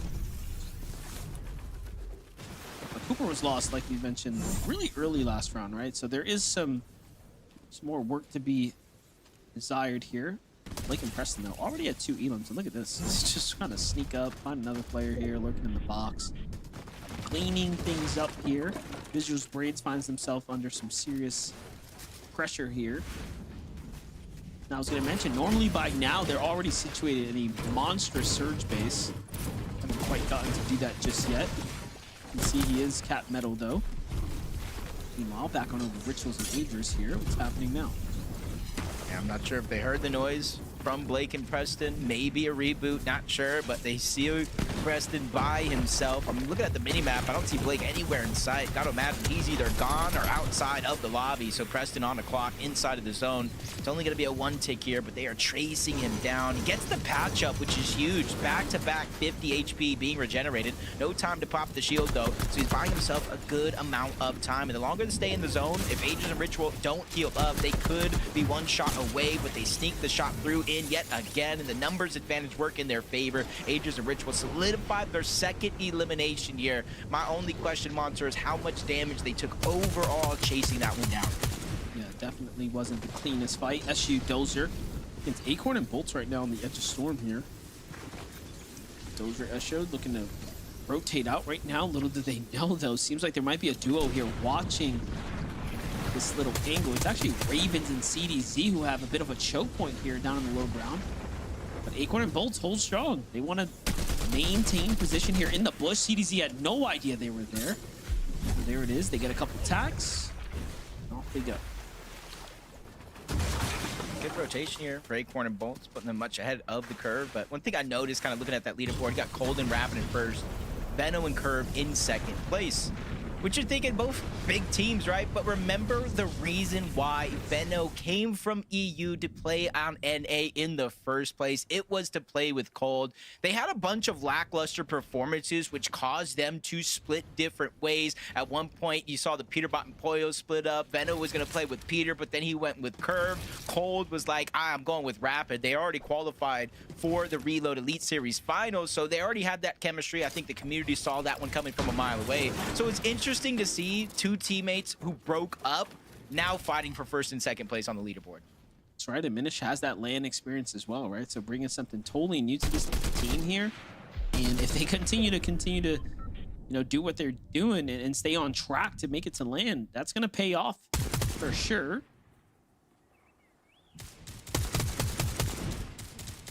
Think about this positioning here from Bucky and Zen underneath the bases of Noisy and Neo. I like it to not take too much damage or too much focus. Kind of makes it a little bit easier to rotate without shockwaving a high distance away to take damage. But they're not going to get as much opportunity to get surge. The team above is going to get first strike at that. And by the time they can even open up their walls and try to get their own shots to connect,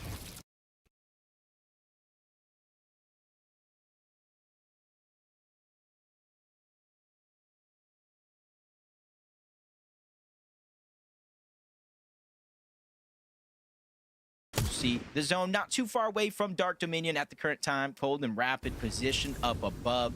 And honestly, there's no real reason for Cold and Rapid to stray away from their strategy. You know, you don't fix what isn't broken. If their worst placing is going to be a 26 and kind of an outlier game, and after that it's a 10th place, honestly, you'd be crazy to switch things up for no reason.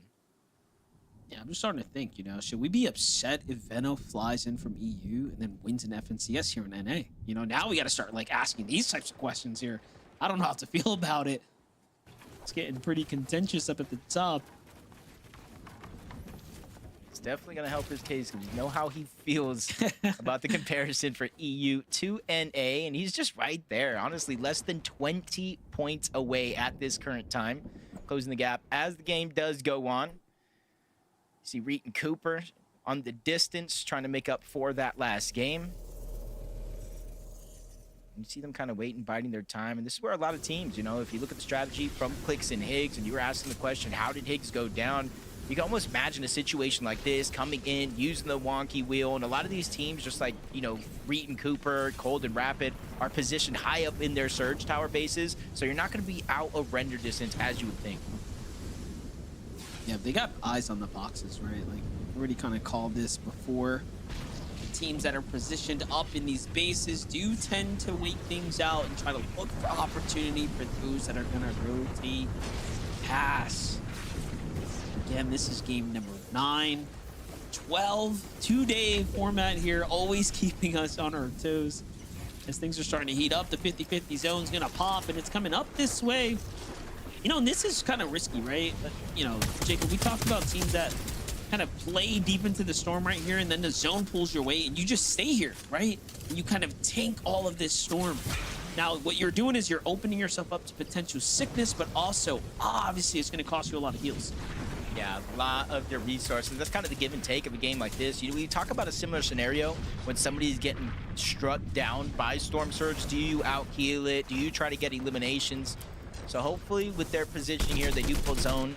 Reed and Cooper, they're going to go through their splashes, maybe some pizzas to try to maintain their position, not only on high ground, but on the north side of the map where it's going to open up. It's going to be a little bit slower to travel through. Muds and Sphinx, Storm Surge does activate 175 above the damage threshold. You're seeing they're only peeking for small opportunities. They're level with the ground, so they're not going to get as much information from all the teams rotating in. Confused for a second. It looked like someone literally fell out the sky. I'm like, do we have an in-game event happening right now? What was that? Sphinx and Muzz just kind of hanging out right now. I like the spot that they're in, 150 above. Not too bad. Not exactly safe. However, it can go either way. See Curve, Veno now. They've already found themselves pretty content, right? They find their elimination. They get the big cleanup here, and they haven't quite left. They just took the Surge base and have turned it into their own strategy. Now the zones continue to pull this way. They're going to have to shockwave out here shortly. Here it goes. Going as a team, but ooh, someone's waiting for them to make that move. A little bit of damage onto Curve, but Veno goes untouched. Yeah, those are the risks versus the reward that I kind of look at in situations where you're shockwaving off of height. You have a good bird's eye view when you're able to kind of be up here, Monster, but once you shockwave down, you kind of leave yourself open to taking the shots, just like you saw there. But they were very, very proactive in the early game. They're able to pad that cushion when it comes to Storm Surge, so they can take minimal damage just like that. I see Clix and Higgs still rotating in from Wonky Land. A little bit of slower rotation than others. They're taking a lot of the focus, and this is what happens when you fall behind with the rest of the pack. I was wondering if we were going to get a little update on Clix and Higgs here. Their performance definitely coming up short from what we expected. It's hard to live up to that hot start. Look at this, though. Sleep 10 wagers here. Tries to go up and over. They get caught in the process. Also find themselves below the surge. So there's just all types of problems here to deal with. Meanwhile, Shadow takes full advantage of that. They get the refresh that they need. They might even build into the zone here with a monstrous metal base if they wanted to. I was going to say, they obviously have enough mass to do so. Let's take a look at it. It's Venno who connects there, Jacob. Just big damage. Not sure what Slepsy was thinking, but I saw him 500 below the damage threshold. He's probably trying to drop on anybody with a surprise attack. Tries to get the one pump, but I did see, you know, the teammate just kind of go down right behind Paper, who was looking not even in that direction. Probably after the elimination got cleaned up, the loop kind of made itself known. Paper looks around like, ooh, what is this? Kind of gets rewarded there. Cold and Rapid. See them continuously staying on these mid layers. They don't want to have a target on their back going for high ground, especially since they're already in first place. They don't have to change up anything here. 313 damage above the threshold, just waiting for the next zone to pull, and more than half of the lobby just got a max pull over towards Humble Hills. We have it. Things are about to start heating up real quick here now as we're approaching the final moments of game number 9. Endgame is on. Sturm Surge is here. And Clix and Higgs are 150 below right now. Still plenty of room of damage to be had here, so they have to play aggressive. Into the box they go. Higgs gets a monster shot. Clix into the box. Wow. And Clix does what he needs to, but no, its Agers and Rituals are here to clean it up. And they take out some of that close competition there in Clix and Higgs. And the runway is starting to open up now. Meanwhile, Curve and Venno, clear as day. Blue skies for the team over here. They have high ground and max material once again. This just doesn't get better for them.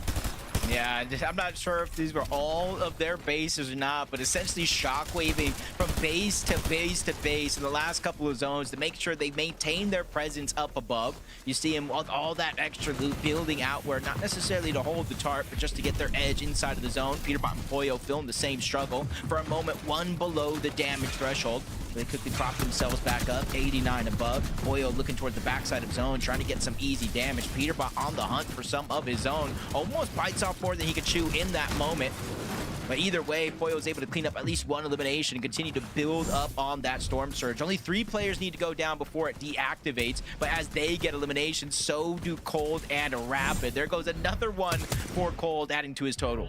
It's crazy, man. The amount of eliminations they managed to find in the end game is so impressive. And they're in the lead, mind you, right? So this is really going to give them that room to run away with it. And you start looking at players like Rapid, you start looking at players like Curve. Having an FNCS championship under your belt is one thing, but having it on NA just hits a little different too. So for some, they're looking to unify the belts. For others, they're trying to put the stamp on their name. And for folks like Curve, talk about really showcasing you're one of the greats now of the new era. But first, you got to do it. Rapid and Cold continuing to play the strat. Going for low ground front side here. Now, this time they do have low material count, so they will need a big refresh. Which honestly doesn't worry me just one bit. Curve finds one though. They're on 8 eliminations already, continuing the pressure on the lobby. Absolute destruction here on NA, and really have to take note. If Venno finds himself in first place when the tournament is over, he will be a new 2-region champion. EU and NA Central, arguably 2 of the hardest regions to win a championship on, but he still got a quarter of the tournament left to play. Tyler, forced by himself, loses chance. Backside of the zone, he's getting pressured by Jack, NPen, and a few other teams. Everybody forced to rotate in. Finds a Fizz, trying to take advantage of that, but he runs into Peterbot and Poyo on the other side of the wall. Luckily for him, it looks like Peterbot and Poyo have their hands full, so they don't even look back. But as we tune back into Cold, he's by himself. No extra heals, no build. This is what the entire lobby needs to have a chance.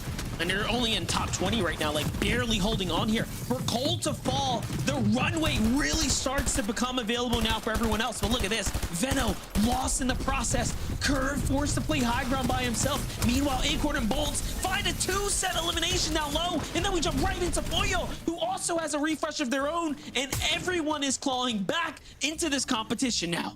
Yeah, with first place gone, we got Curve by himself. We got Aegis Ritual, Acorn and Bulge, even Peterbot and Pollo. That all could be our first place team after this game, and they're ready to make it so. Big Elim up towards the top. Peterbot and Pollo, they send it up towards height, give themselves a huge advantage, and another 4 points for those eliminations, even more with the placement as it comes in. But down below, the counterparts, Aegis and Ritual still running wild. 5 eliminations of their own. They have pizza, they have splashes, they have materials on top, so they don't even necessarily need an elimination. If you line it up, they will knock it down. Bolts and Acorn here, 4 eliminations now on the low ground. Peterbot and Pollo, we already know, have solidified their high ground position. Bolts just continuing to do what he does best. That's a monstrous refresh, and he picks up everything here. Gets the Chug Jug as well. He's just living off the siphon, but no, Acorn gets caught there by Javi in a minute. Tyler still holding on here as well. Somehow finds his way into top 5. When we last checked in, it was 20th place. And Tyler is just clutching up, showing us how badly he wants it. Bolts here on the low ground, though. Javi and a minute here, full duo. Versus, of course, Peterbot Pollo, pressure from the top. It's not looking too good here.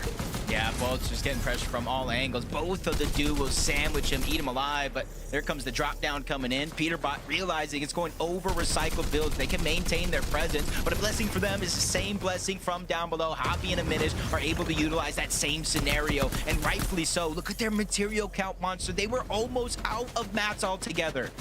Yeah, Peterbot knows what to do here. He's just got to keep that relentless pressure coming down.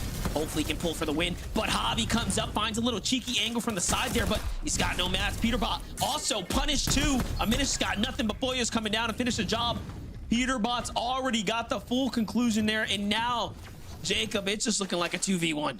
Yeah, basically, Javi's living on borrowed time here. He might know it as well. No extra material. Zone pulling on over. Yes, he can farm up a little bit, but double Thunder Burst up above. The Mythic AR, they're going to melt through those builds, and that's why you see layer by layer, Peterbot and Pollo dropping down. They just don't want to take any big risk here because they know this one is definitely in the bag. 9 eliminations so far, and if they're able to clean this one up, get that elimination onto Javi, this could be a double-digit elimination victory royale. They catch fire at the right time. Peterbot and Pollo on top. You know, they were due for a win. That's what we kept saying. We're looking at their performances. We're seeing them make these end games. But the biggest question that was remaining was, when are they going to get that victory out? And you know what? They couldn't have done it in a better time and at a better game, right? When you have Cold and Rapid there, Jacob falling early too. That right there is going to conclude game number 9 now. Peterbot and Pollo Zeke have finally done it. It's happening! It's happening! Peterbot Pollo! Okay, everything. Nope, Kelly, it's happening. We knew it was gonna happen. We didn't know when, we didn't know why or how, but it's happening right now. 3 games left to go. Game number 9. They finally decide, you know what, Zeke? You know what? We've been quiet. We've been under the radar. We've been consistent, but on the DL. You know what, Zeke? We're gonna make a statement. We're gonna perfectly overdrive all the way up in the height. We're going to shut that down, take that over. And you know what, Zeke? We're going to go ahead and get ourselves a victory royale. Kelly, they're doing it. It's happening. It's happening. You know, they say that there's 2 inevitabilities in life, death and in the final games. It is just inevitable. Peterbot and Pollo, we've seen them do it time and time again. The narrative has popped up time and time again. They're washed. It's over. Peterbot's done. And then they wrap up day 1, always still in the top 10, by the way. But day 2 is where they come to show how they do it time and time again. Peterbot doing this crazy height steal to go onto Curve, who was a solo. Poor guy had no chance when you have Peterbot and Pollo flying up in the sky.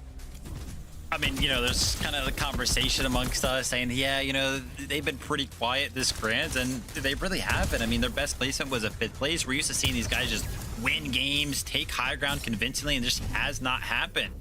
But that being said, they kept themselves in contention, right? Even though they weren't having these pop-up games, even though they weren't having those performances that we're used to seeing out of them, they were still in like 6th place going into that game, right? Just close enough to first place where it's like, okay, technically it's possible for them to kind of catch back up. You know, they're just always flying around, always buzzing around. And then it happens. They win the game. It's like we literally brought it to fruition by speaking it into existence. These guys are back. They win the game, and I saw how many points they have. I can't wait to see the leaderboard after we come back. Oh, Vivid, you stole what I was going to say. 485 points. We knew going into that Golden Rabbit had 446. But where did they end? Have they overtaken that #1 spot? Let's find out after this short break. Don't you go anywhere. We'll see you right after this.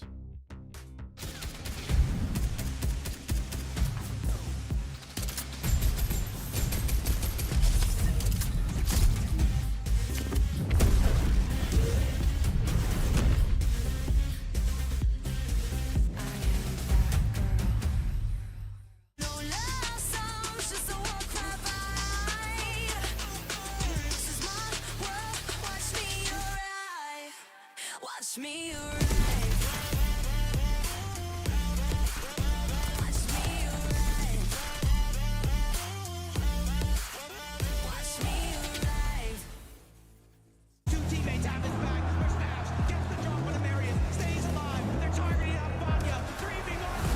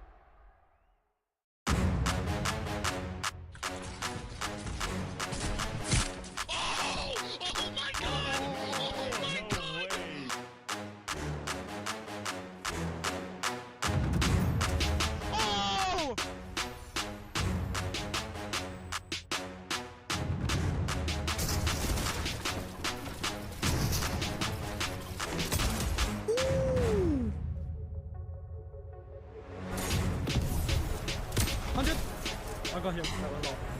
I'm popping a med bit. Wait, short. Got 6 builds? No, max up. Wait, if you're mid, wait. 100! 100! Oh my god! Oh my god! Oh my god! And I don't know how to feel about it. You're not used to losing. Getting beaten? Not like this. These players are just so locked in. Could it be the milk?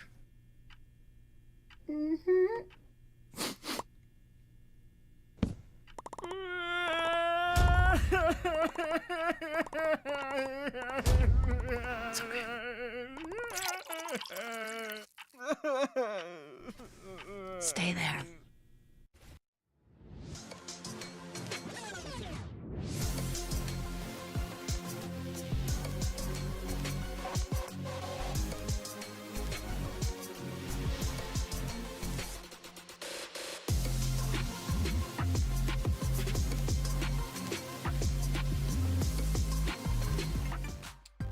Welcome back, Party Fam.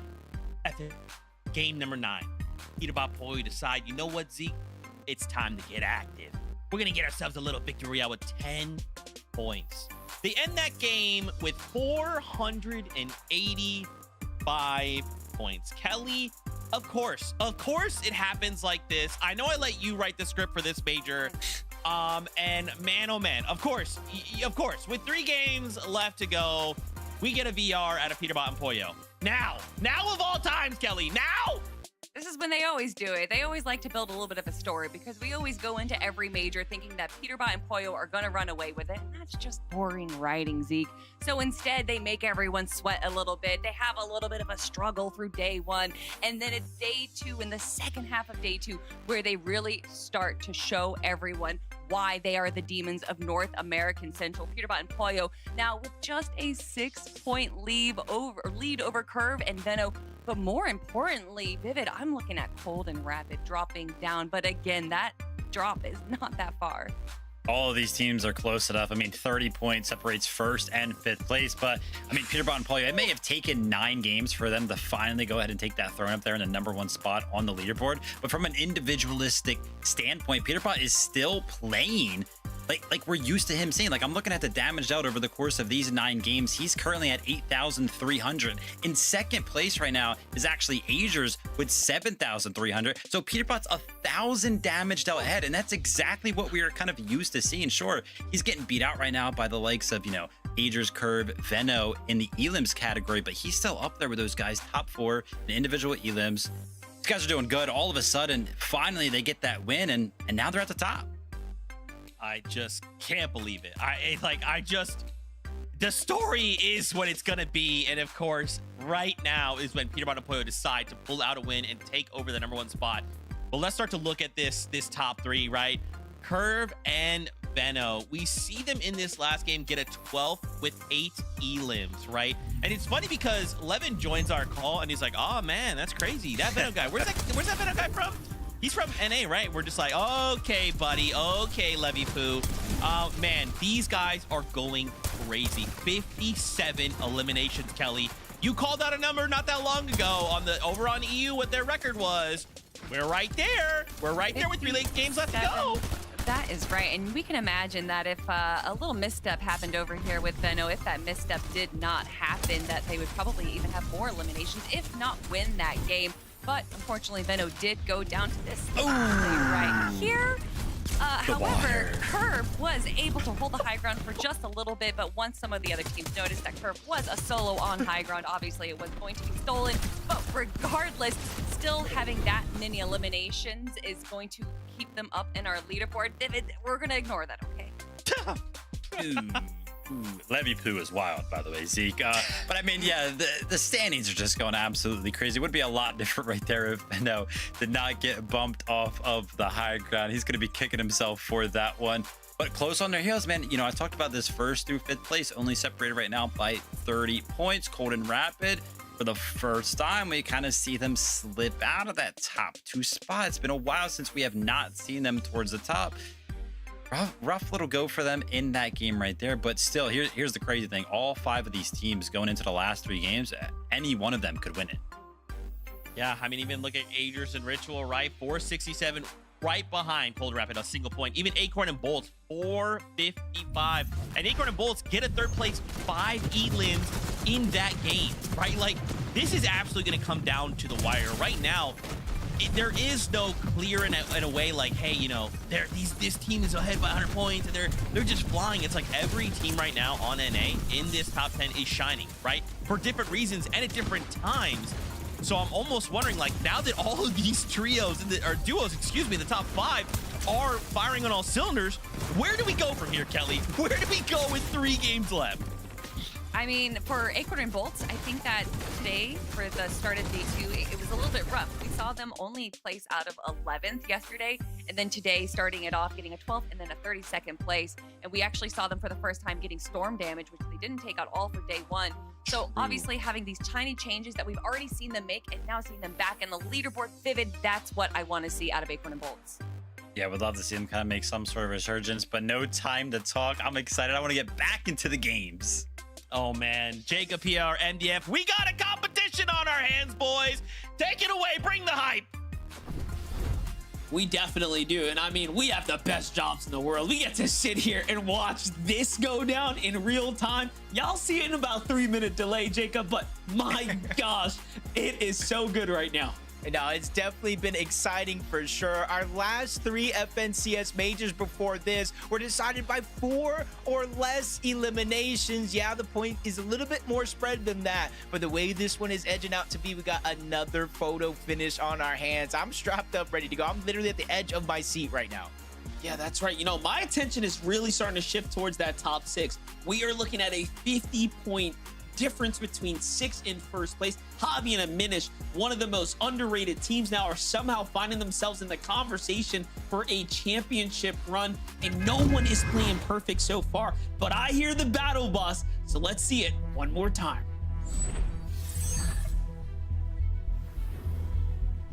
3 games left, Monster. Just 3 games remaining in this tournament. And already for the last 3 games that we've seen that leaderboard shuffle up so much, from Cold and Rapid being in first, Curve and Veno having a chance, to now Peterbot and Pollo being on top. And even that race at the bottom for the bubble, the top 13, 2 points separates going to Dusseldorf and having to go and try one more time.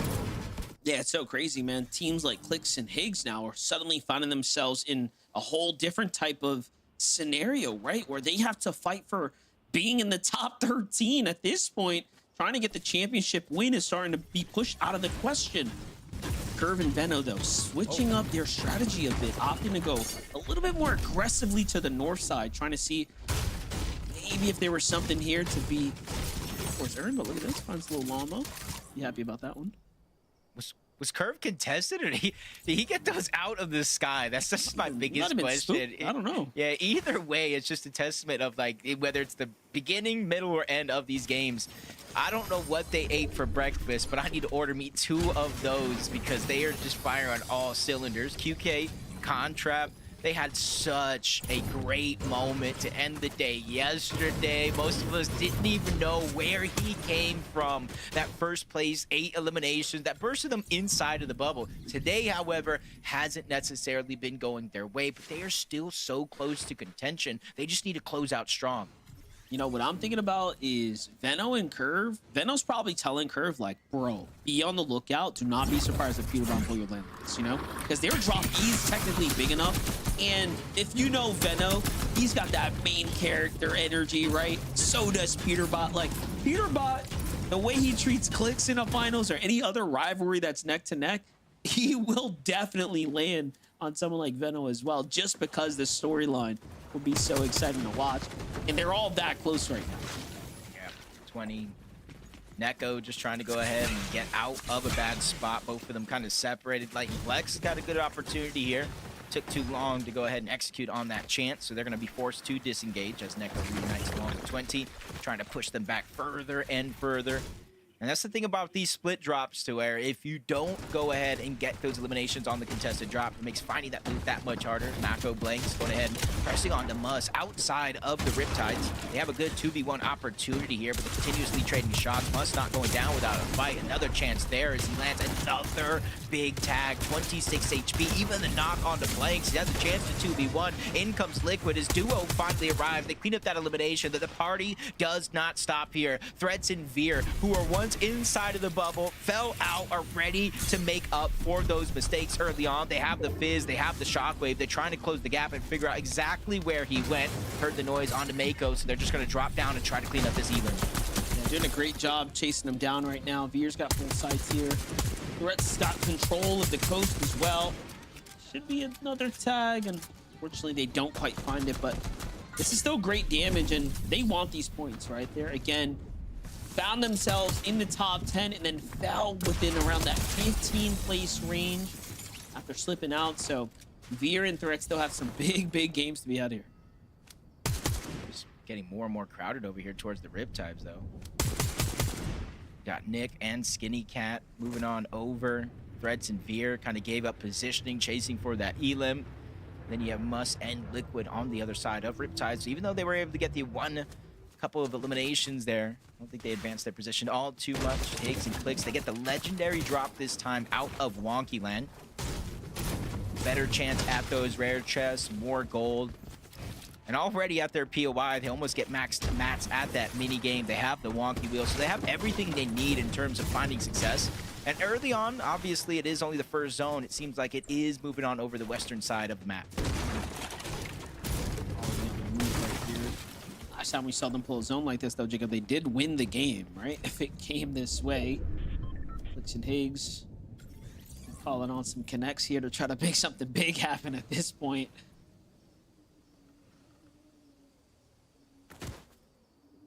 Cold and rapid. If you gotten that feeling of deja vu at all, I can agree. They're not changing up their strategy. They don't even go underneath Dark Dominion unless they have to. Cold just kind of builds up towards the top. Not only does he have to aim with those shotguns, he's going to be the primary source of finding their surge. Rapid, the big brain, the IGL of this team so far has been rotating them very, very well in the good portion of the games. But the last two, I think those are going to be the ones that hurt the most. 10th place, 4 eliminations. 17th place with 1 eliminations. Kind of giving up that top spot on the leaderboard. Agers and Rituals on the other side here. Bit of a quiet rotate for them right now, but they're close to this Dark Dominion, so I am curious what the strategy here is in the coming moments. They've almost continued to position themselves around some of that competition up on the standings. Acorn and Bolts on the other side. Bolts is very situated right now. Yeah, I think he looks down towards Wonky Land, but you can kind of see that big base over towards the Ferris wheel. It's fully blocked off for that direction, so no easy peeks from there. Has to look elsewhere. Over towards Latte Landing, though, where Power and Penta make themselves known. At the Reek and Cooper drop spot. Back on over towards that launch pad, typically where the primary source of rotation goes through. Cooper down below, tries to go for a cheeky shot on the Power, but he regrets that one momentarily. Pressure continues to fly his way, but Reek was able to find an opening onto Power, gets the shield gone just like that. But they're just taking so much damage from the Storm itself. Yeah, they have to get in the same box, heal up with those flashes, because they were one shot away from going down. One Elam separates them from the top 13 lane spot right now. They cannot afford to fall here. Reek and Cooper do enough to push this team off, but at what cost? You saw them, again, healing a bunch, so we can't even tell if they're actually out positive after this exchange right here. Oh, well, they don't want to get the elimination go for free. They get the good damage onto Power, they shockwave, they fizz, they close the distance, and now they get the knock. Instead of cleaning up instantly, they know they're going to take damage from the Storm. Let the Siphon do its thing. Reek's going to go on the chase. Sees Penta trying to run away, and he's just trying to follow suit. Only thing is, he only has 1 shockwave left, so yep, he's going to have to use the fizz to really make that shockwave worth it. Getting up on top of that mountain. That's going to give him a huge bird's eye view to try to figure out where Penta actually ran to. Spots the builds in the distance, safe landing into the water. But he is so far away from Cooper now, that gives Penta a 1v1 if he could just figure out it actually is a 1v1. There's no way. He's off. He's already going right back to the bodies, thinking that they came together. But Cooper's here waiting to catch him. More good damage here. Now, this is starting to track what seems to be other duos here in the area that are just kind of sticking to their usual rotates right now. So you have to be careful, but there it is. Finally, they clean things up here at the Latte Landing. It'd be a great 2-piece elimination for them, giving them that little bit of cushion that they were looking for here. They're not quite safe again inside the top 13 just yet, but they are there now after the 8 points they earned there. Meanwhile, Visual and Braids, what is this? This is a completely different strat. Even got me shaking my head, scratching it, trying to wonder what went wrong. Typically, we see a team like this spread out on these mountain ranges that you see there in the minimap, and that's how they get a lot of their surge. This time around, maybe trying to wait for somebody to lurk in late, find something. Hopefully, they make a mistake. Timing, if it doesn't work out, though, might put them behind the rest of the curve as QK and Khan find themselves an elimination over here towards Painted Palms. Instead of going on a wild goose chase, though, they're going to let that solo player run away. Maybe they could turn back and get the elimination later. We know we're going to go for a reboot eventually, but for QK and Khan, man, this is going to be a good start to the game. Get that damage early, and once you got that Storm Surge damage early, it kind of opens up flexibility to be able to focus on the rotation instead of just getting damage. Yeah, talk about those eliminations too. I'm gonna be keeping close eyes on Visuals and Breeds too, because like you said, that is such a massive risk for them to take here, waiting inside the base, hoping to ambush someone. And then you look at the map, look at how much distance there is between other players. It, again, from here looking at it, might not pay off. We'll just have to see. Peterbot Boya, though, back to the same trusty strategy, keeping this huge surge tower. This just seems to work out a lot better for them, and then pushing teams that they tend to weaken on the way. There's an Agers, one of the few down here at the Dark Dominion. So we saw them rotate past this. They didn't go around to actually contest Cold Rapid, of course. And shots coming in from Peterbot's duo up top. Yeah, they spotted that one out quick. Saw the surge base, saw the window open. Unlike some of the other surge bases where there is no top on their base, you can kind of, you know, crouch, uncrouch, peek over, not really give yourself away. But Peterbot built it in a way to where it's impossible to get shockwaved on for free. So usually we always talk about Peterbot and Foil hunting teams down. I'm getting in the back of my head. Maybe they're prepared if worse comes to worse. That happens to them. They are the team to beat after 8 games so far. I should say 9 games. We're here in game 10. Let's see if that lead goes away. Muzz and Sphinx over towards Humble Hills. Zone moving on over towards Squibbly Shores. We talked about last time Clix and Higgs had a zone move over in this favor. I think everybody here on this side of the map has just been gifted a little bit of opportunity, which includes Muzz and Sphinx, who's currently positioned 8th on the leaderboard. Done really good today too. 2nd place in that first game, 12th and then a 10th, right? So a lot of in-game appearances so far for Muzz and Sphinx. Bucky and Zen. So on pace right now. Great opportunity here to find some Phasma from nothing from. Zone's going to be coming in shortly, so going to make quick work of this team here. They get going themselves. You know, watching this sometimes, you just got to have a lot of patience because there's a lot of moments to where you typically would think, I got to rotate to zone. I don't want to take the damage. I want to beat other teams there. But sometimes it's just more beneficial, especially if you have the white HP heals, to go ahead and just fight for your time. Let the Storm do its thing. Force other players at their hands, depending on what situation they're in. Especially if you have a little bit more control of your games. Curve and Veno, a different approach already. You know, in the last couple games, we see them very, very early on try to be the team on the high ground and really condition the rest of the lobby. This time around, just like we saw Visuals and Braids, taking a whole different approach. Slowing things down and just minimizing the risk of them actually getting eliminated. They do already have 2 eliminations too, so they're feeling pretty good about their overall damage. But as we start talking about the way this zone played out, it's going to be Clix and Higgs who have this monstrous base set up here at the Wonky Land, as the zone has favored them for quite some time here. And look at this, plenty of extra heals to work with as well. So he's going to have to pick and choose here what they want to take on the road with them.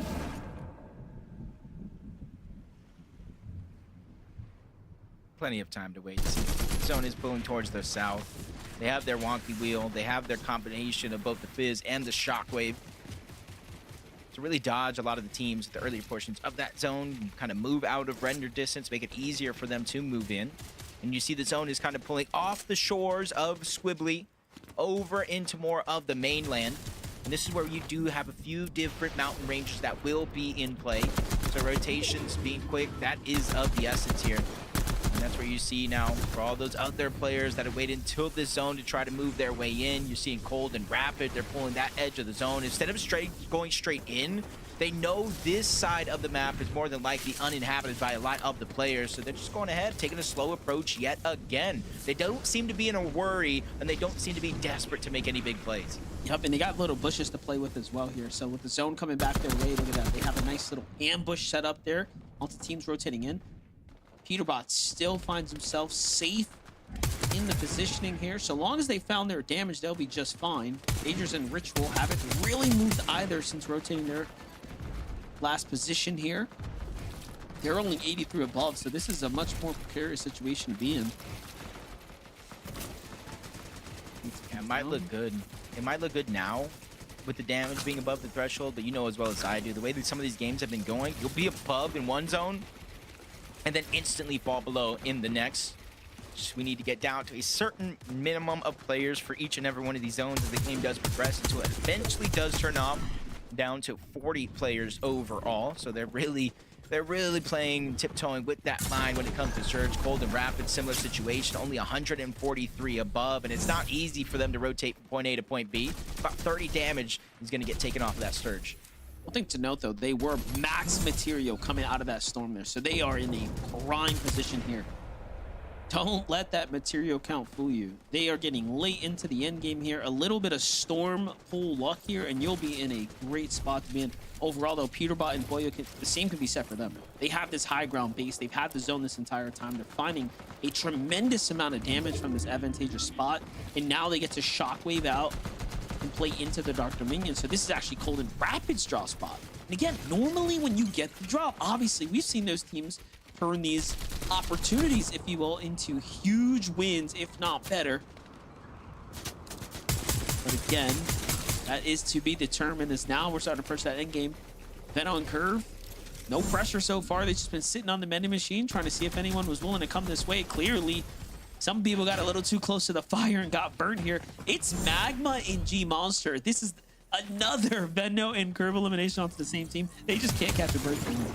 Yeah, and I know the game's still going on, but with those eliminations there, they take first place in the tournament. Placement points haven't set in. It's going to continue to jumble, but it goes to show how close the leaderboard actually is through and through. Am I watching a replay? Am I watching another clip? Peterbot and Poyo are just finding opportunity after opportunity, and it's on to Veer. That is going to be a heartbreak right there if Threats cannot clutch out some good points in this game. He is only 4 points away from that bubble. Yeah, they were doing so well after finding those 2 elims, and now lose your teammate kind of here is going to be that much more tougher. Well, you have to make at least 20 or 30 points. As we were jumping away, I think I saw Venno find another elimination there too, so the rotates are clearly working well. Yep, here it is. We get to jump in with that. They're at 5 elims now, Jacob. Things are just starting to get really pieced together for them. Take a look here. They find the lobby focus onto Jack. They get the elim credit. It just can't work any better for them now.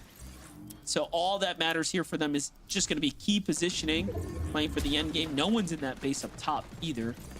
Somewhat of a vacant Storm Surge base from before. The zone is bounced back. Acorn and Bolts are still in this game as well right now. Barely holding on though, as they found themselves only 20 above. I see Clix and Higgs there in the distance too. Meanwhile, Peterbot continuing to find eliminations. Yeah, to start the game, Venno and Curves, 2 off-spawn elims, put him in first. Peterbot gets an elim, they take first back. Venno and Curve get a couple more elims that pushes them in first, and now they take it right back. We're literally ping-ponging as this game goes on between first and second place, but you still got Cold Rapid, Agers and Ritual, Acorn and Bolts all still in the mix, and you can't forget about Clix and Higgs. All it takes is one moment to catch fire in these next 3 games to really kind of shut everything up. They do have that gold Chaos, they got the purple AR, they got Slap Pizza, they got Fizz, they got Shockwave, they got all the resources necessary to have a good game here. But the zone might play a huge role depending on where it goes. I see it moving towards the south. We're going back in and through Dark Dominion. So even though we got those buildings we need to worry about, it's not as drastic as a North Pole and all those mountain ranges. Jacob, I also saw Visual and Brave still alive as well, so it seems like their risky play did pay off there. In the bottom right there, still fully healthy. Clix and Higgs opting to go for high ground here. Once again, this time, as early as the 8th zone, while teams are playing pretty close to second height. So this is extremely risky. Hobby and Aminish still in the game as well. But Clix with the big elim onto enough there. He doesn't get too risky either, right? He allows the loot to fall there. Comes to back up his teammate Higgs here up top. It's Bucky and Zen who are trying to fight for it though. Yeah, and this is another reason why I think it's just a little bit too early sometimes in the game. Poyo's down. Not only because of material, but it's because of everybody sending it up above. You said it yourself, Poyo down. There's a lot of pressure here on the Peterbot to maintain their position on the leaderboard. Quickly peeks up, steals some of that loot away. Curve and Venno are on the other side, literally first in place, staring at each other through the wall. And I think Peterbot knows that danger's around the corner, tries to go up. Shockwave above, makes the play onto Zen. Nobody does that as a solo, and he's even backing down Bucky. They have the confidence to go up, the challenge Clix and Higgs, but now it's falling short with Peterbot storming him down. Just doesn't get better, you know. He's just sticking to the game plan. He's like, you know what? We want to come into these games and play for high ground. It's what's going to open up positioning for me. I'm just going to go ahead and do that. But Clix and Higgs, of course, have the same strategy too. Peterbot tries to bail off, of course, but it's not going to be enough. Clix has just got his number this time.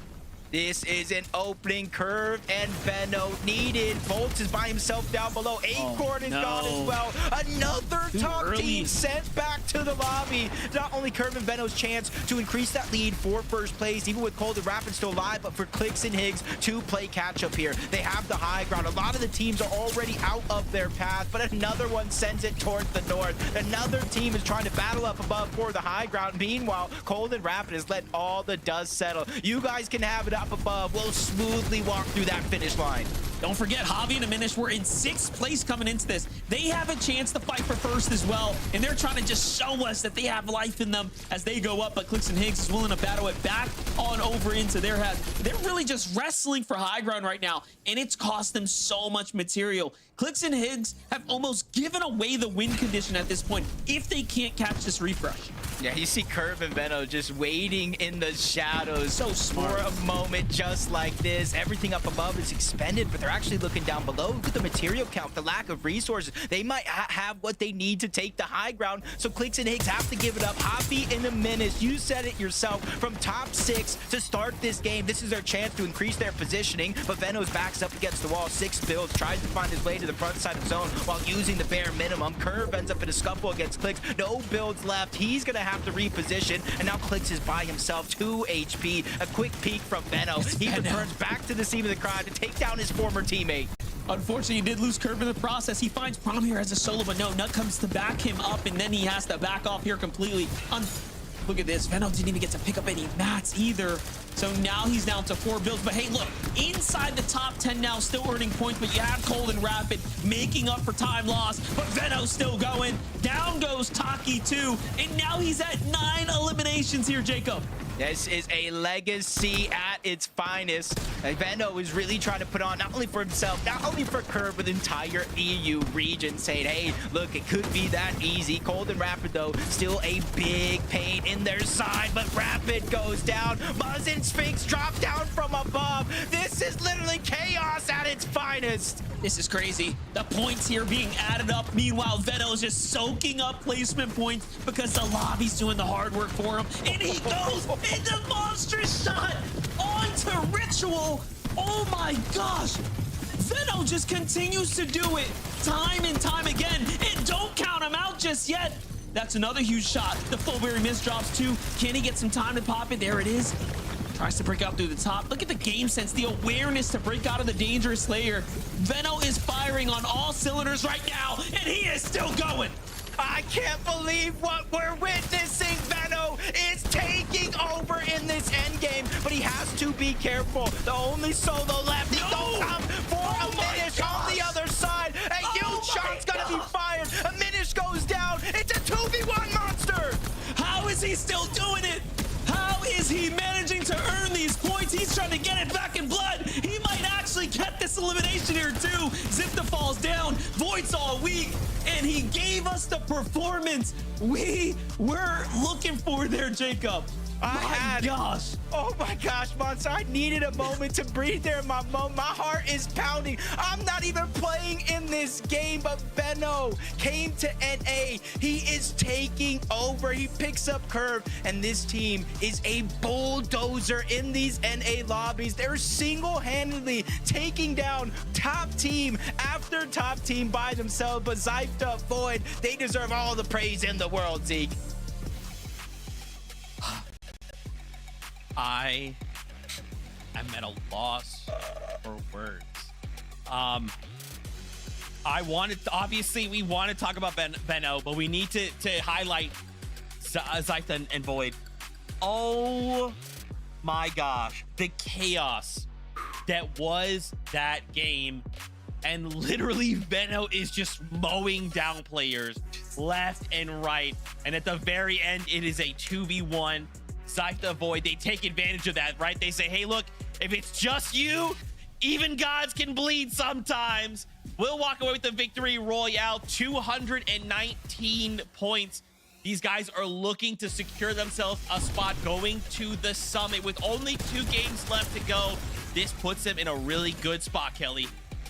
Yeah, I mean, considering how crazy the low ground was, to have a full duo in that moment, being able to take on Veno, I mean, 6 eliminations, definitely going to help them up the leaderboard. But my goodness, that looked like that could have been a 1v2 in Veno's favor. But again, shout outs to that duo for getting the 10th VR of our Grand Prix.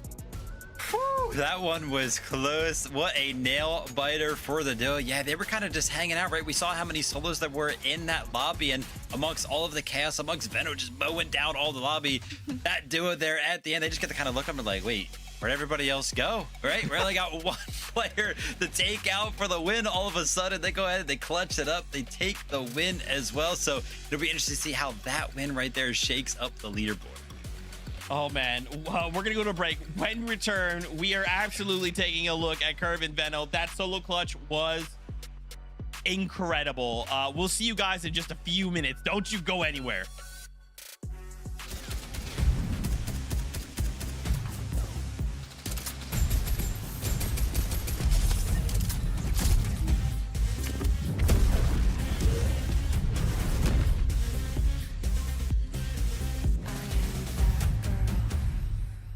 No love songs, just a war cry by. This is my world, watch me arrive. Watch me arrive. Watch me arrive. Watch me arrive. Two teammates have his back. First Ash gets the drop on the Marion, stays alive. They're targeting up Vanya. 3v1.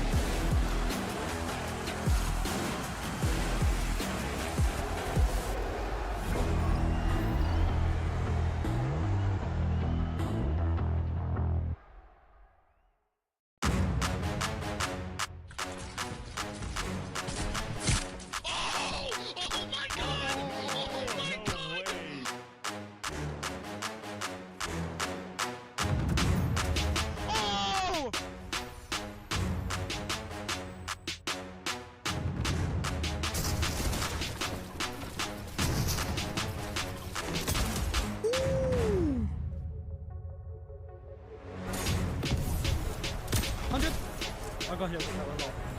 I'm popping in that bit. Wait, short. Got 6 builds? No, max up. Wait, if you're mid, wait. 100! 100! Oh my god! Oh my god! Oh my god! And I don't know how to feel about it. You're not used to losing. Getting beaten? Not like this. These players are just so locked in. Could it be the milk?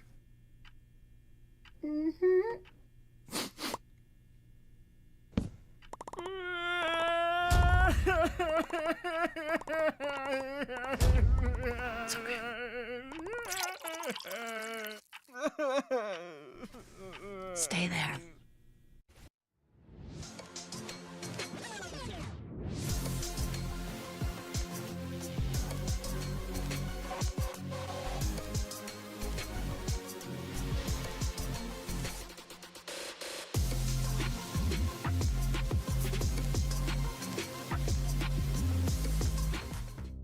Fortnite fan, we're just gonna get right into it. Veno and Carve, what the heck? Veno comes out game number 10 with one of the greatest solo clutches we have ever seen. Guys, look at this leaderboard. Peterbot and Pollo just got a VR last game, right? We thought, oh my gosh, I can't believe it. Peterbot, Pollo, they're taking over. It's crazy. In a single game, Veno solo clutches here for a second place with 11 eliminations. Kelly Link, we are at 68 eliminations on the day. I mean, and that is a solo clutch off of Curve and Veno having 8 eliminations before Curve went down. So it wasn't like it was just Veno in that game.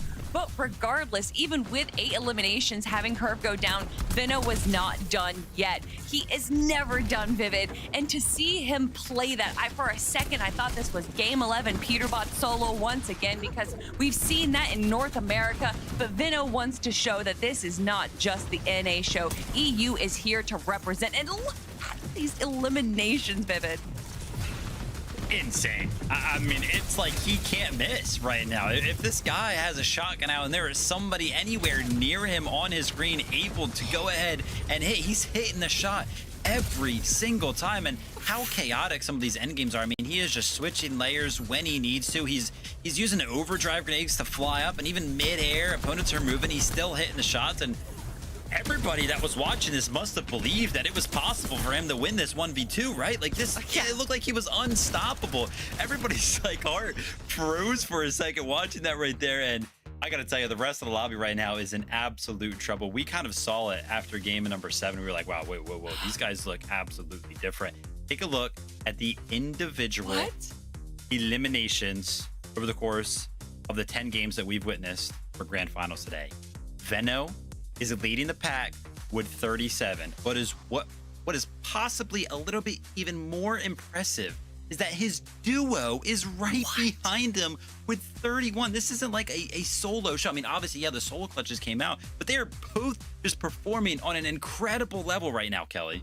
I for sure thought that production was wrong, that this was incorrect, and that they misplaced Curve's name. That is insane.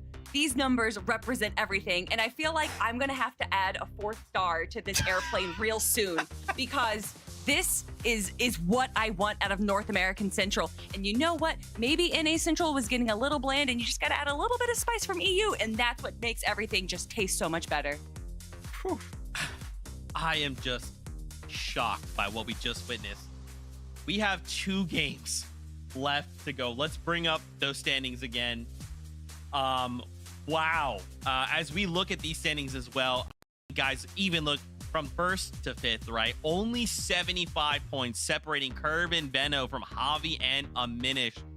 I mean, I am just in awe. Again, this is why we call out, right? A single game of Fortnite can change everything, man. You just string together eliminations the way Veno just did, even in 2nd place. You don't even need the Victory Royale. You can find yourself climbing the standings. Oh my gosh. Agers in Ritual as well. Look at this. Jumping up 2 whole placements right now, Kelly. Off of a 6th place with 7 elims. Now, Kelly, right now, more than ever, these eliminations are so critical. There's so many points locked behind these eliminations. That's what these players need to be targeting. I mean, Agers and Ritual, like you said, they got 8th place with, or I'm sorry, they got 6th place with 7 eliminations. Cold and Rapid that game only went down in 8th. They only got 3 eliminations. And that is why Agers and Ritual are jumping up. Literally, you could be doing really well, making it to the end game, grabbing eliminations. But if you are not just pushing yourselves above just a little bit more than everyone else, that is literally going to be the difference of tens of thousands of dollars and being able to say that you are the best in North America Central. As I've been wrapped up in the entertainment that we have been presented with this absolute domination, I blinked and I was like, wait a minute. We've played 10 games. There's only 2 games left. We are approaching that point now where it is possible that some of these other teams that are in the top 5 could potentially be thinking about, okay, listen, they're playing way too good right now. How do we stop them? I know we kind of talk about this a lot. We saw it on EU earlier, the attempt to potentially stop them early on. Does somebody have what it takes to land on Curve and Veno to stop what seems to be unstoppable? Whoa, Vivid. He's speaking something into existence. Kelly, we saw this over in EU and it went a certain way. Do you think it's happening? Do you think it's happening in game 11? No. Probably not, but we can hope. 2 games left to go here before we say goodbye. I cannot believe what has transpired so far.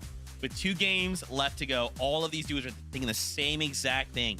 How do we either get in the top 13 or fight for that number 1 spot? Casters, it is time. Game 11 is ready. Take it away. Monster, I don't know if Curve and Veno will be contested off drop, but I don't think it's going to be a smart play, because something you notice first off is when they were the best team in some of these lobbies, it usually starts in the early game. On day 1, it was the mid and end game where they lacked a little bit of preparation, but now that that's solved, I'm not sure. Yeah, I don't think anyone wants to get Sky and scrolled here in game number 11. So let's see if things are getting hyped now.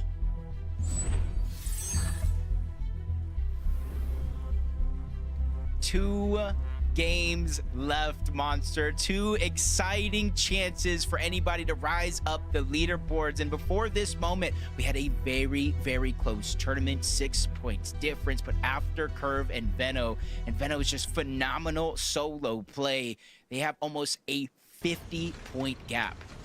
See, but that's the thing, you know, when you listen to Veno speak, he was actually saying Curve was due for the pop-off. Curve is going to have his moment. Little did we know the wolf was in sheep's clothing. He has been playing so crazy. It's looking like young Veno, the Veno that we knew to be one of the most dangerous fighters when he was up and coming.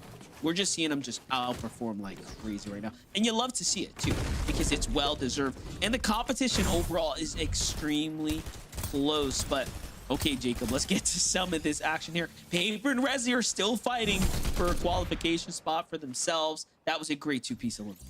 Yeah, it's just unfortunate. That side of the map isn't necessarily my favorite, whether you're contested, uncontested, or simply just win the fight. Doesn't make it any easier at all. Blake and Preston still on this side of the map. Going against the Tick and Mafia on the south side of the Frigid Fortress. Good damage onto Preston, though, giving a huge advantage on over to the other side. But Mafia has a huge chunk of HP missing as well. And this is where the lurks are starting to come in. But the longer you lurk, the longer you fight, those third parties will become a huge factor. Empen and Jack already making their way on over.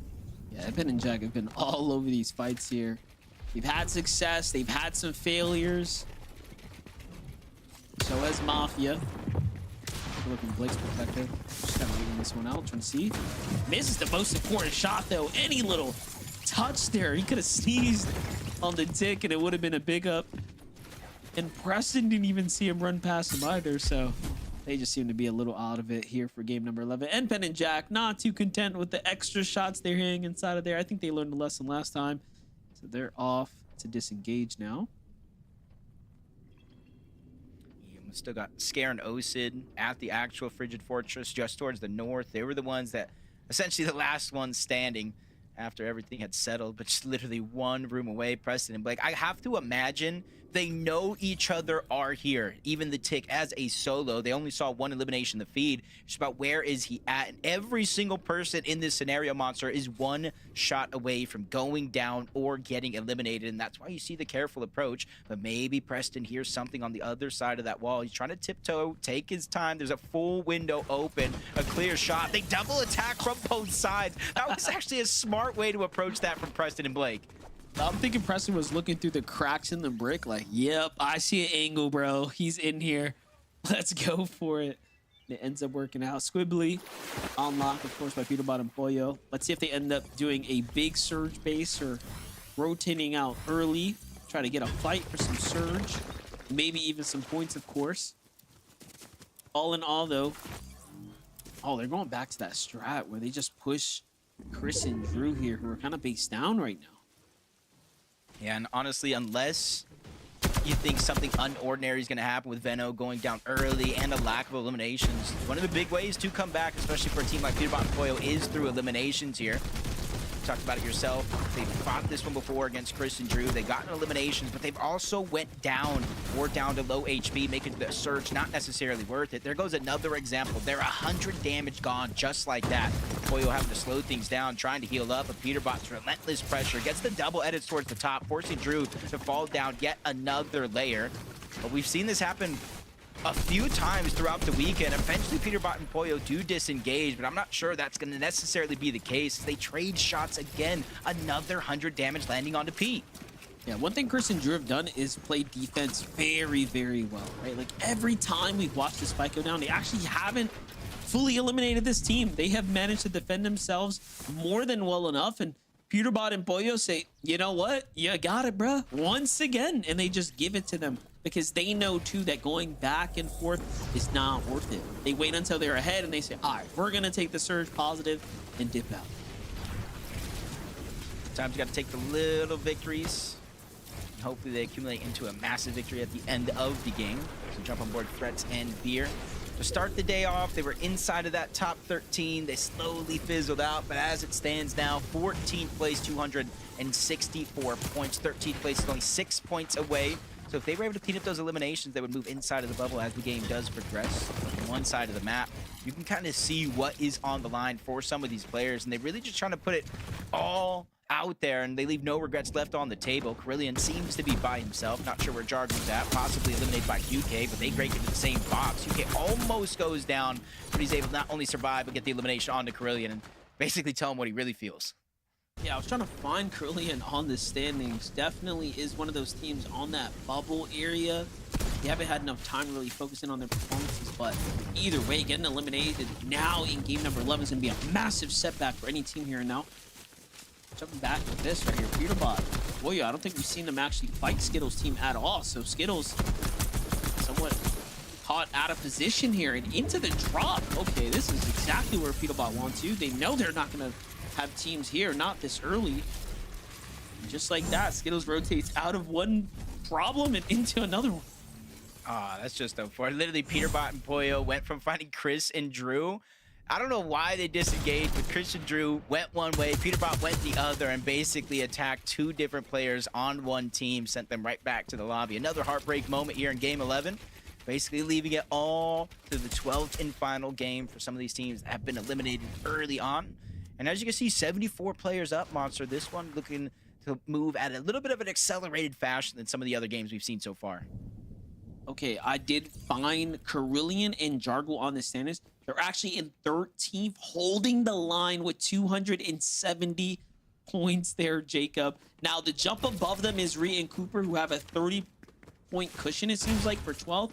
But it is super close from basically that line up and down.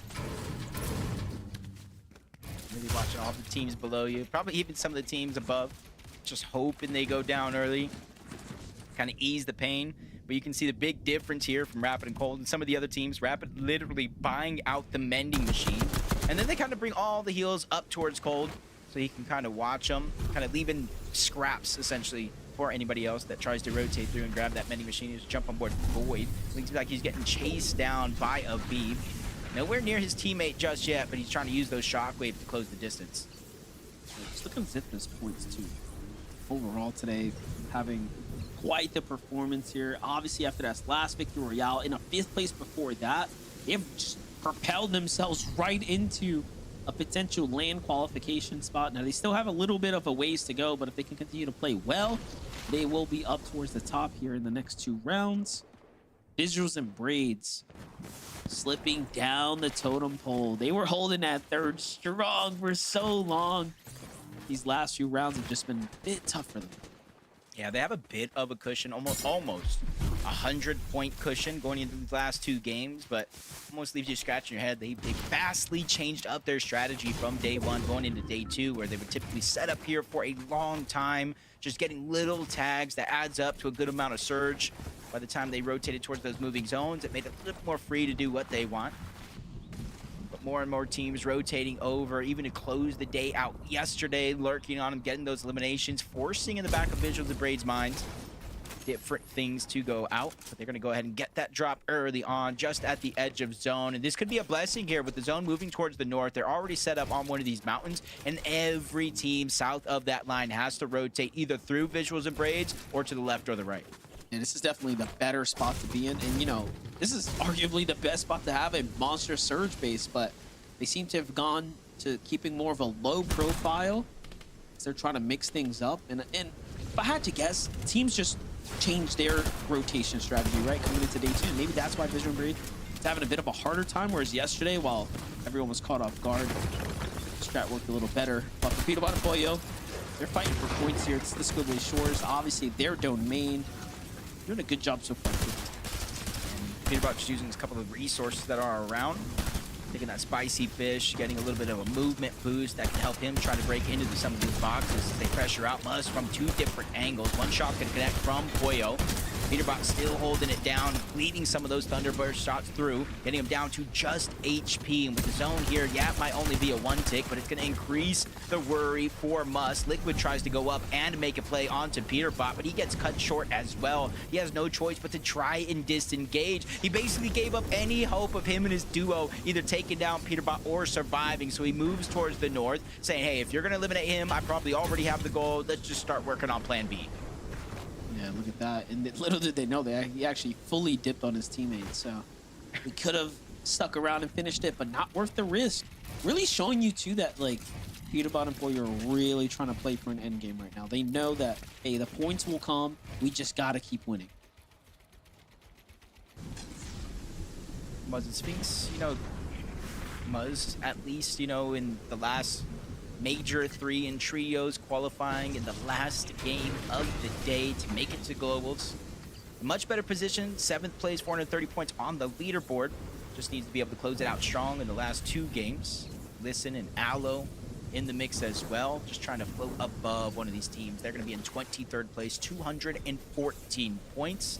I want to say roughly like 56 points away from getting inside of that bubble. That's definitely going to help him tenfold. Raven does go down. Aloe already trying to shockwave over. CDZ realizing the shockwaves are coming in. He's going to try to disengage himself. Can't be the hero in a situation that started so fast.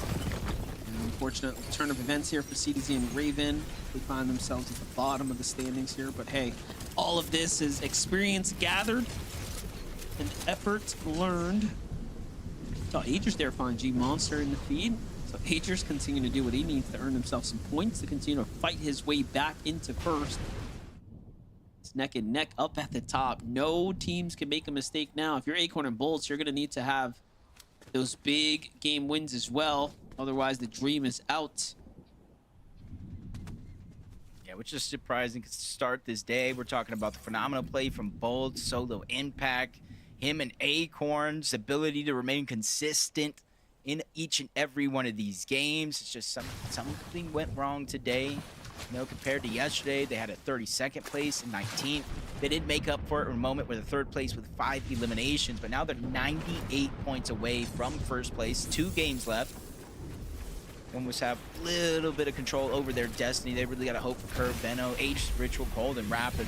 A whole slew of players to have a much worse performance than they've had so far, even on average. As Aegis and Ritual rotating back on over towards Sandy Strip. Another team, uncontested drop. They really have conditioned a good portion of this lobby to stay away from this mending machine.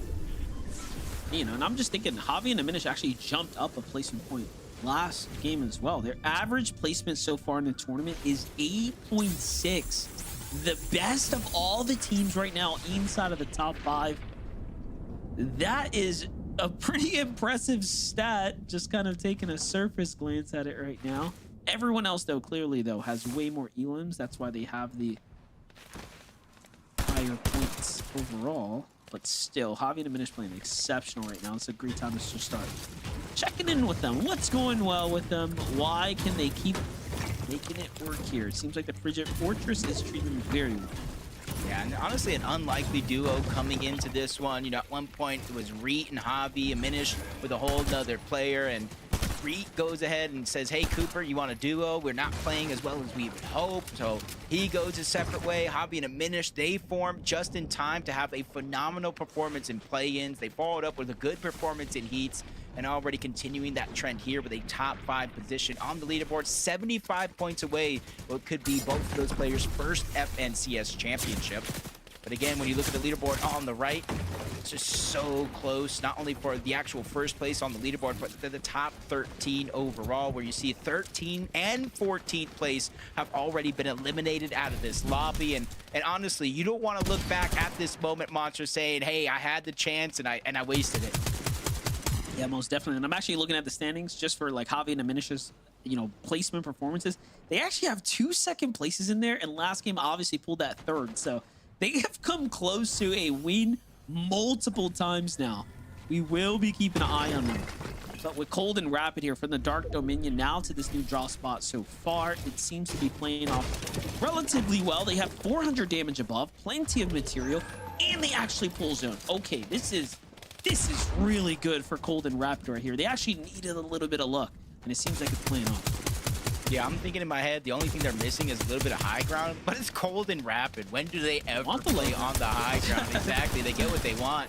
Just like Peterbot and Boyo, relentless pressure throughout the entirety of this game. They're almost 1,000 above the threshold, but you wouldn't think that to be true. They only have 1 elimination so far, so they are going for it. They're going for these high elim games. It's just they're not finding any success on the actual eliminations up until then, where they take down both Jack and Npen before they got to rotate to the next zone. So that's going to replenish a lot of their builds. They can pick and choose what resource they want to take with them before they finally make their way on out.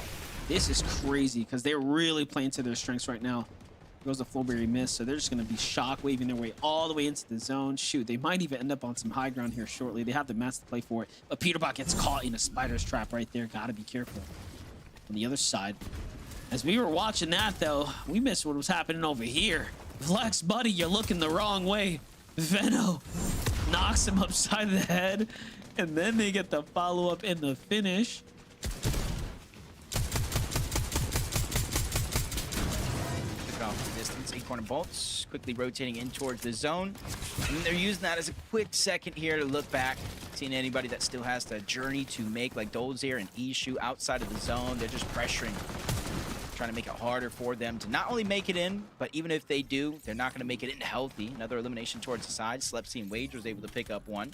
Maybe push Paper and Rezi back as Curve looking like he's trying to approach in that direction. You see Benno peeking through the cone, gathering vital information for their team. And you see Benno and Curve are the only team who haven't been hit by any surge so far in each and every one of these games. It's just going to show that that early game presence by Curve and Benno is paying off tenfold.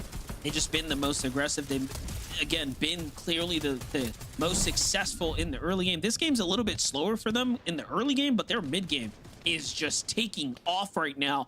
They are in another prime situation to play for high ground here in the end game, and we know what they do well. They play it late. They let people get their first, little taste of height, and then they come in and put their influence to the test. Rapid and cold, though, much different strategy for them. We've seen them play low ground, time in, time out, front side, dead side, you name it. They'll be there. Comes to rotates though. This is still a difficult terrain to play with, right? They have to go up and over this mountain, which you have Peterbot and Boyo now completely positioned up, and then you have Clix and Higgs already basing on the opposite side. So many times seeing teams take it early. Clix and Higgs were able to hold it early on in day number 1, but since then, honestly, it's been changing hands for each and every one of these zones here in the end game as they position themselves above. Peterbot and Boyo have the luxury to stagger themselves back. Look down, rain fire from above. Not necessarily getting eliminations here, but they are just hurting every single player they connect shots with as they rotate on over. Curve and Benno positioned down below. Hop gonna minish towards the side. Clix into Higgs. Seen in previous games them try to go ahead and claim high ground as their own. They don't necessarily have that luxury up until now. They pull zone in their favor, and they immediately build up saying, hey, if you want high ground, come take it from us. That's crazy. And that's so different than anything else we've seen from Clix and Higgs. They've been building single straight standing towers, but now Higgs is putting up this huge flex right now with a monstrous base. Benno and Curve here have no issues fighting their way to the new zone, though. That was almost a fresh elim. Oh, actually, it is an elim as things catch up there. Benno finds another one. And he was already in the lead, Jacob, with the most amount of elims, and he's continued to do so. But look at this, not looking good. Boyo's down. Peterbot comes through to clutch up. He finds one. Can he get the follow-up here? He's doing so much damage, but he can't quite get the finish, but it's okay. He's bought Boyo enough time to get saved here.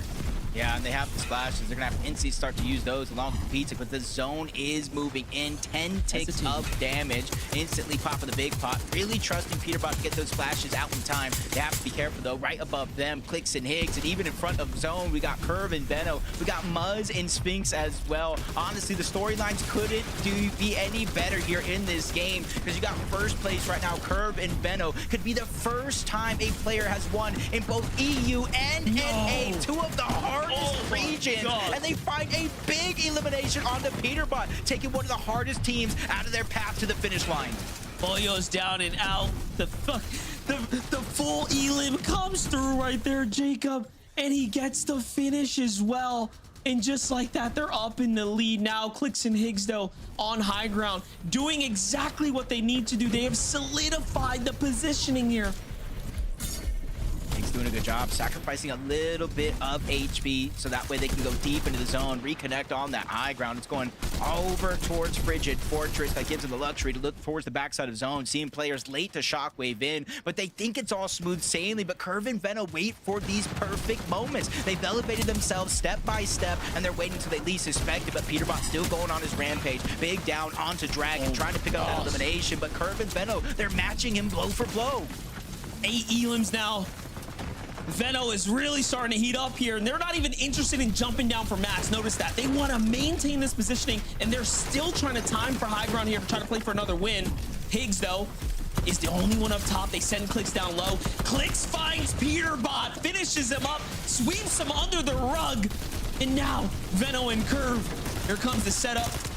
Off they go. Curve's got no mat, so they have to concede to go lower and lower here.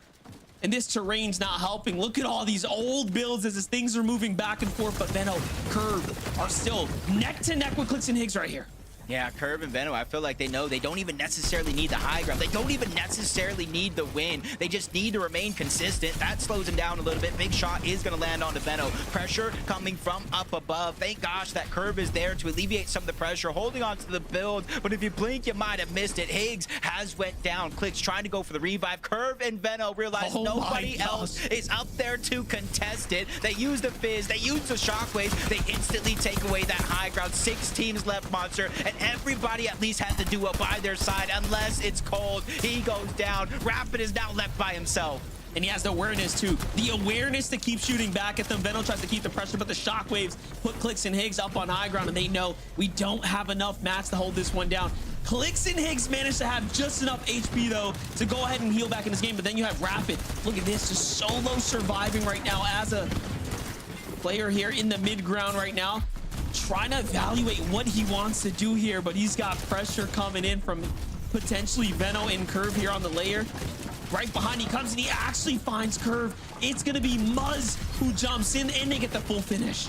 Yeah, but still, that's no worries to me. Venno's just taking this time to heal up. Quickly go and scurries outside of the zone. Still almost a full chug jug left, but Higgs is quickly on the chase. Gets a good amount of damage until the zone does the rest. Clix and Higgs have finally woken up from their slumber. From day 1 to day 2, they finally found their form back. 5 eliminations here, but Rapid is still up, trying to close the gap. Pig down onto Sphinx, separates him from Muzz, but you see he has no builds. He probably feels in the back of his mind he has to get this elimination, but underneath, Braids takes him down, gets the elimination, and moves 1 step closer to first. Oh, I was gonna say, talking about the slumber, Bolts and Acorn were down low. Now they're the sleeping giants starting to wake up here, putting their influence in the mix, but you have a lot more players to worry about. Braids and Visuals are here to mess around as well. They also need the refresh too, as they're out of material, so they're gonna be forced into this fight here, whether you like it or not. And then, of course, Clix and Higgs have to come down and jump in this battle as well. Bolts uses the shockwave to go up.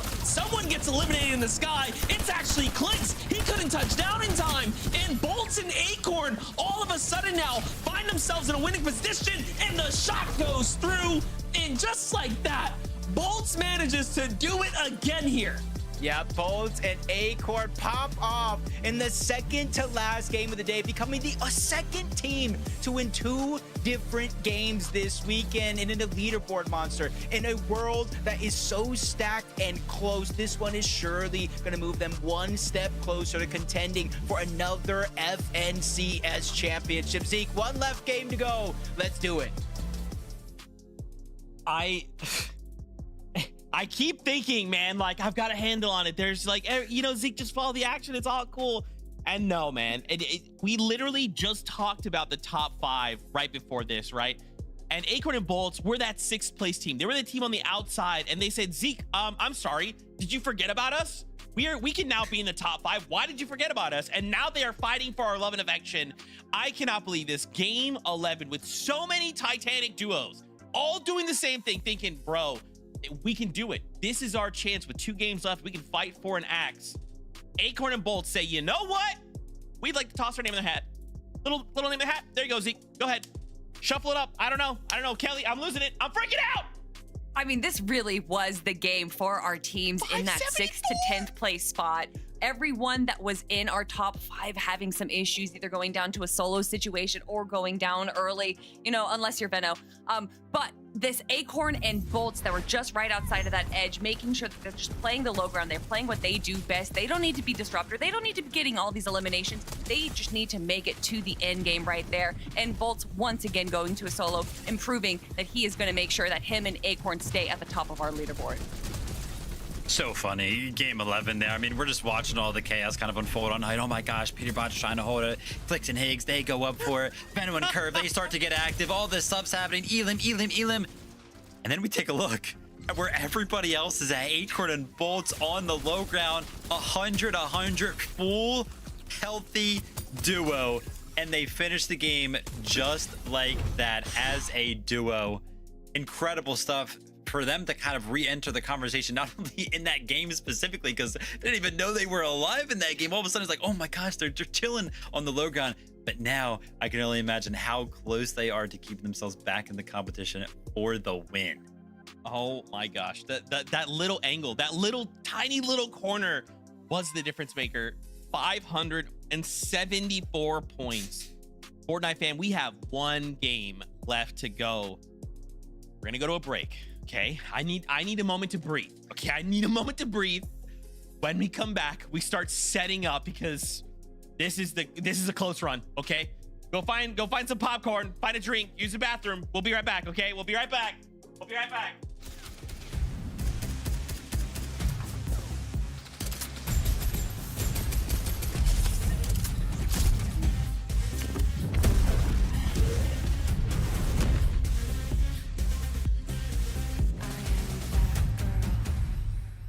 No love songs, just a walk right by.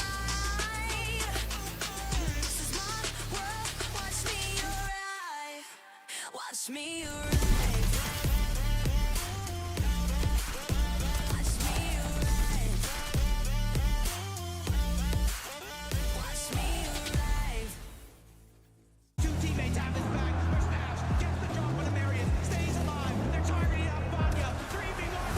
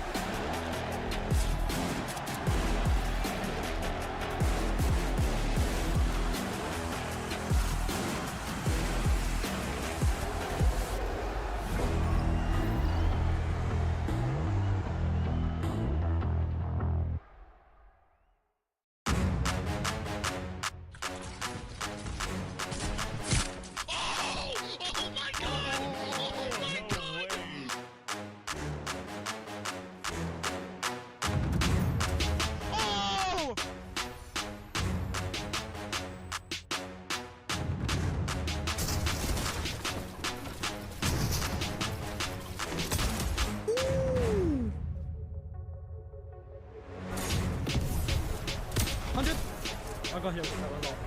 I'm popping a med bit. Wait, short. Got 6 builds? No, maxed up. Wait, if you're mid, wait. 100! 100! Oh my god! Oh my god! Oh my god!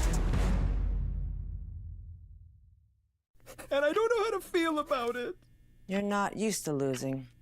Getting beaten? Not like this. These players are just so locked in. Could it be the milk? It's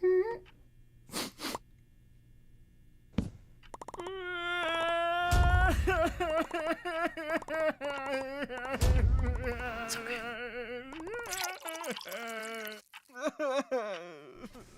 Stay there.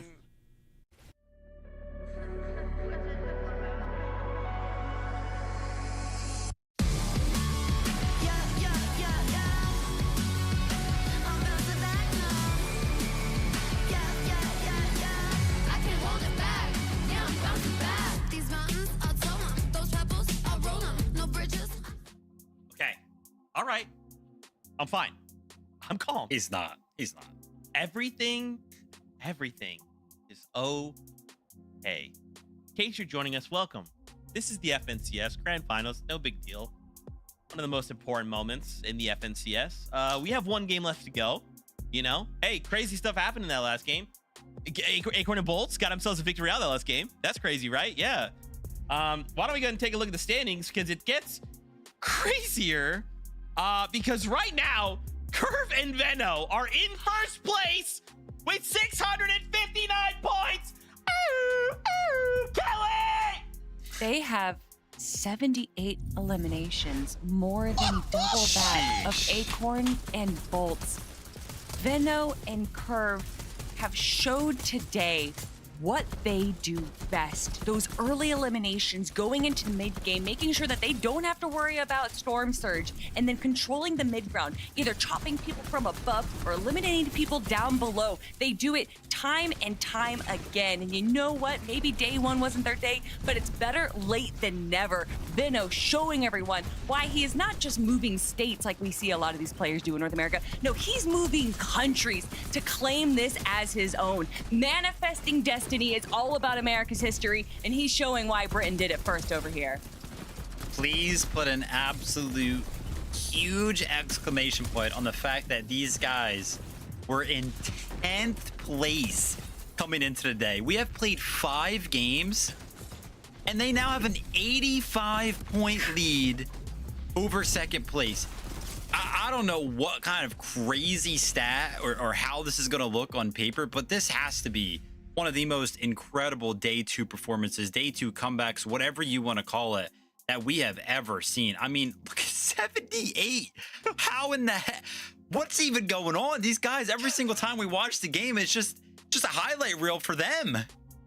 Dude, you know, we were talking about it during the break there, and it's like at a certain point, this is going to become mathematically impossible, right? Like at a certain point, we've tuned into them at like the early stages of the game, and they have 4 or 5 or, you know, even 3 elims, right?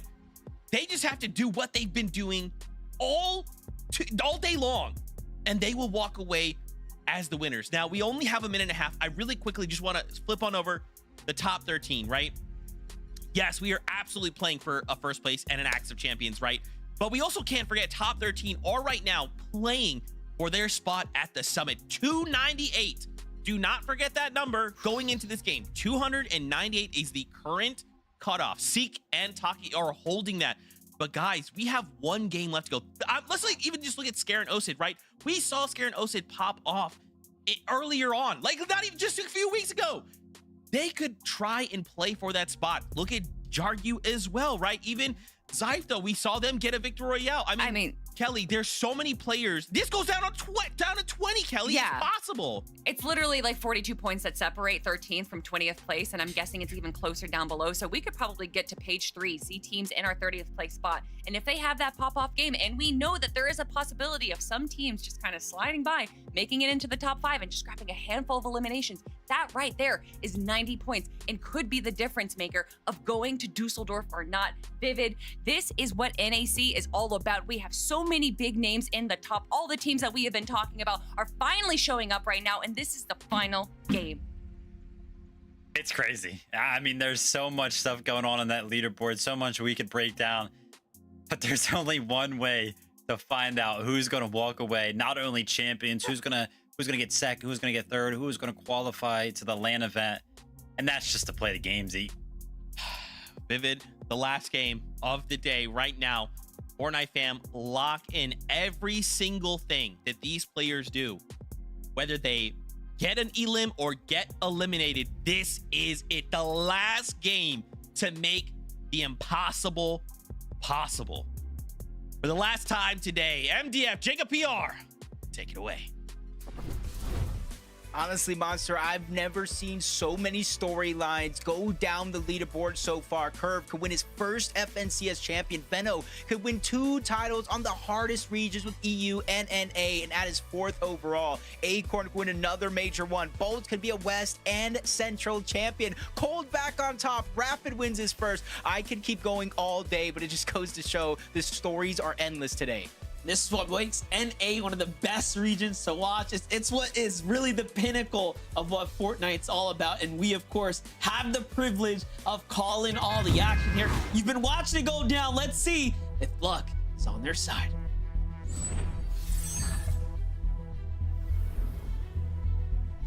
Coming into a game 12 of honestly the most recent FNCS is almost a year now. People always have that same conversation.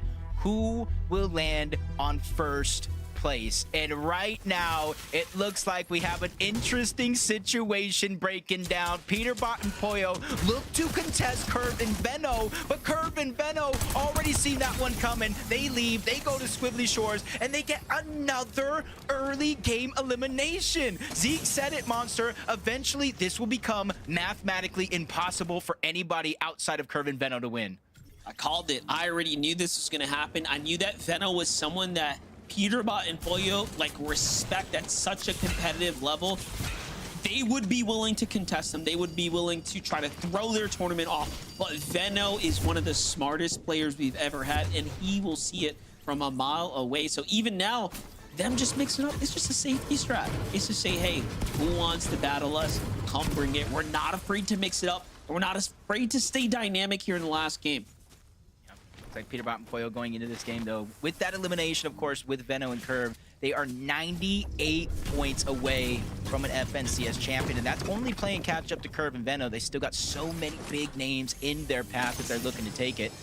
They probably noticed that Curve and Veno weren't at the Battlewood. They immediately turn around. They got a hint of what's going on. Maybe they think this is them, but it's Raven and CDZ, a whole nother team. This gives a huge moment here for Curve and Veno to look on over, possibly engage, possibly disengage. The choice is definitely theirs, especially since it's taken a little bit longer than we'd hoped. Peterbot lands a shot, but Poyo goes down. Raven is escaping back inside of the building. That puts Peterbot in a 1v2.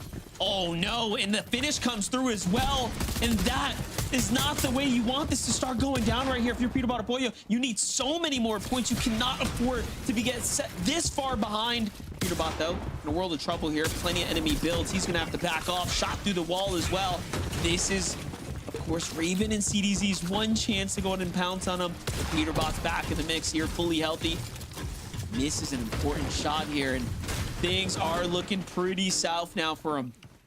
Yeah, the biggest thing here was Peterbot was able to get the materials from Poyo, but Raven lands another monster shot, getting the shield gone out from Peterbot. He has the minis still there, but he's running out of build. CDZ and Raven really don't have no materials down below, so they can't not fight upwards, so he has to drop down low. Peterbot again trying to take the fight to them as CDZ gets dropped to this. Less than 50 HP, but a third party's coming in, Monster. A third party from the east, from Dark Dominion, looks to interrupt this play. I wouldn't be surprised if it's you-know-who, but give it a second here. Raven CD's even a little too passive now. They had an opportunity to finish up this Elim. They back off instead. Rapid and Cold show up, and they are cleaning up house faster than ever. They find two quick Elims, even shooting the down body just to show and flex that they're here as well. And look at this. They are hunting for poor Peterbot, who's now hiding inside of the factory. Just unprecedented type of end game right now. You never see this level of clash go down here. Definitely not for the likes of Peterbot. He's normally the one hunting. Now he's being hunted. Yeah, they probably saw in the feed that Poyo did go down, so they immediately left their drop spot to beeline it on over. This is a team that's on their tail. Cold is in third place. You see it there. Peterbot and Poyo in fourth place. It really was asking the question, is anybody going to be brave enough? With the point gap so close, you would really risk your spot on the leaderboard if you were looking to go on the chase. But Veno, Curve, they not only left their drop spot at Battlewood, they left their second drop spot at Squizzly, and they're already going on the hunt for these Elims. They don't want to win after Game 12, Monster. They want to win during this game so they can take a much-needed victory lap. Well, this is crazy. You know, if you just allow them to continue to get Elims like this, which they have done extremely successfully, way more successfully than any other team here on the weekend, they will be too far ahead. We would be asking so much of Cold and Rapid. We're talking upwards of 10, 15 Elims and a victory royale. Give this a second now. So from one team wipe onto another now, Dozier and Escher trying to fight.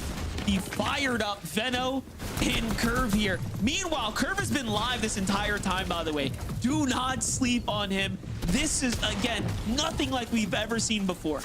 Yeah, especially for Mom and Peterbot's Pop Curve. Imagine him. Oh, he is eliminated by Cold and Rapid. Peterbot goes down in 4th place, tied with Agers and Ritual. Could only get worse from there, but Benno takes a big shot, but he is not backing down. Ishu gets eliminated. The Siphon comes in. Much needed builds get replenished by Benno. Curve not slowing down, trying to alleviate the pressure. Lands a huge shot on the Zosier, and the elimination one as well. 5 elims, Monster. 5 eliminations here. This is domination at its finest in Major 1 on NA Central.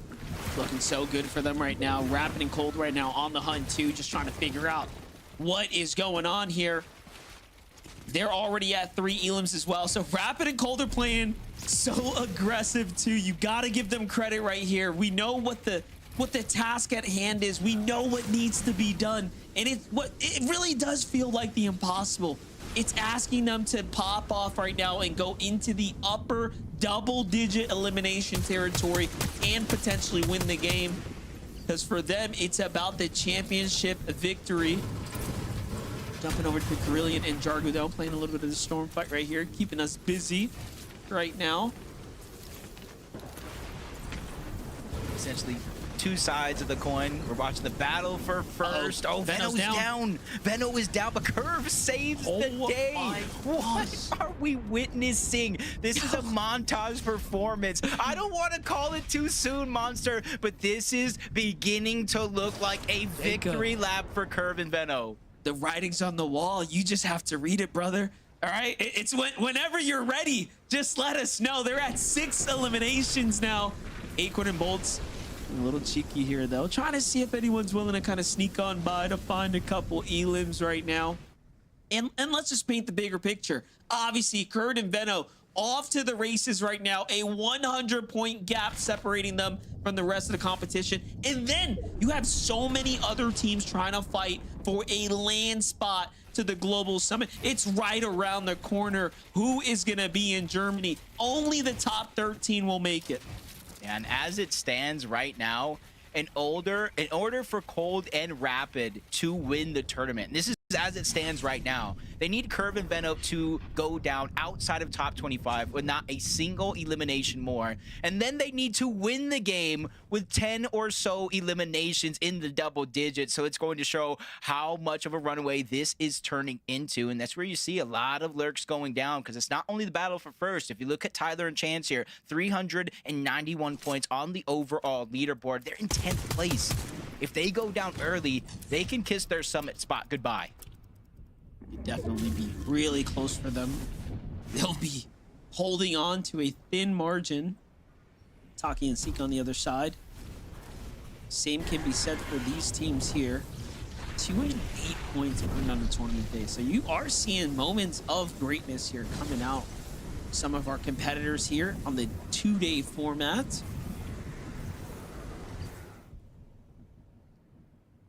Not gonna make a quick, clean glide here. They're just trying to dodge all the noise down below, having to worry about Surge, having to worry about others rotating in your path.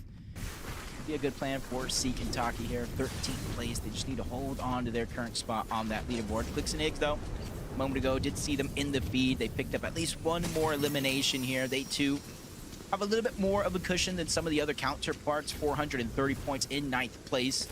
They just need to make sure to finish strong. It's more of a confidence thing than anything else, I feel like, at this point. Yeah, gotta find their groove, but again, you've made it this far. They had such exceptional moments of greatness, but in the end, everything has to come together. And then how do you account for having the curves, the colds, those types of performances that we've seen? Tough to ask. All things have to come together. Cooper and Rito, they're still fighting for their qualification seat. They're not fully safe just yet. Not at least how I feel. Let's take a look at the standings here.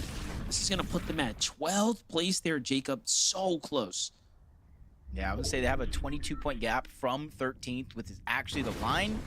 And then about a 44 or so point gap between them and falling outside of the bubble, which means anything could be possible. If they go down, let's just say 15th place, and anybody else kind of is able to secure a top 8 or better, they can certainly overtake them on the leaderboard. But definitely so many different possibilities here as the tournament continues on. Threats in Beer, a team that started inside of the bubble on the day, shortly fell out of it and is trying to work their way back. Aviv and King, another similarity here, 17th place coming into this game, which means those eliminations, 8 more points is definitely going to boost them up the leaderboard just a little bit.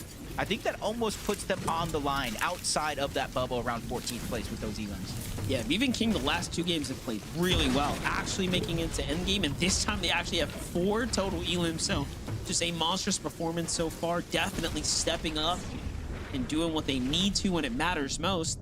And often Saul kind of see what's going on here. They end up backing off. You have Osid and Scare, another team that's very much in the conversation right now.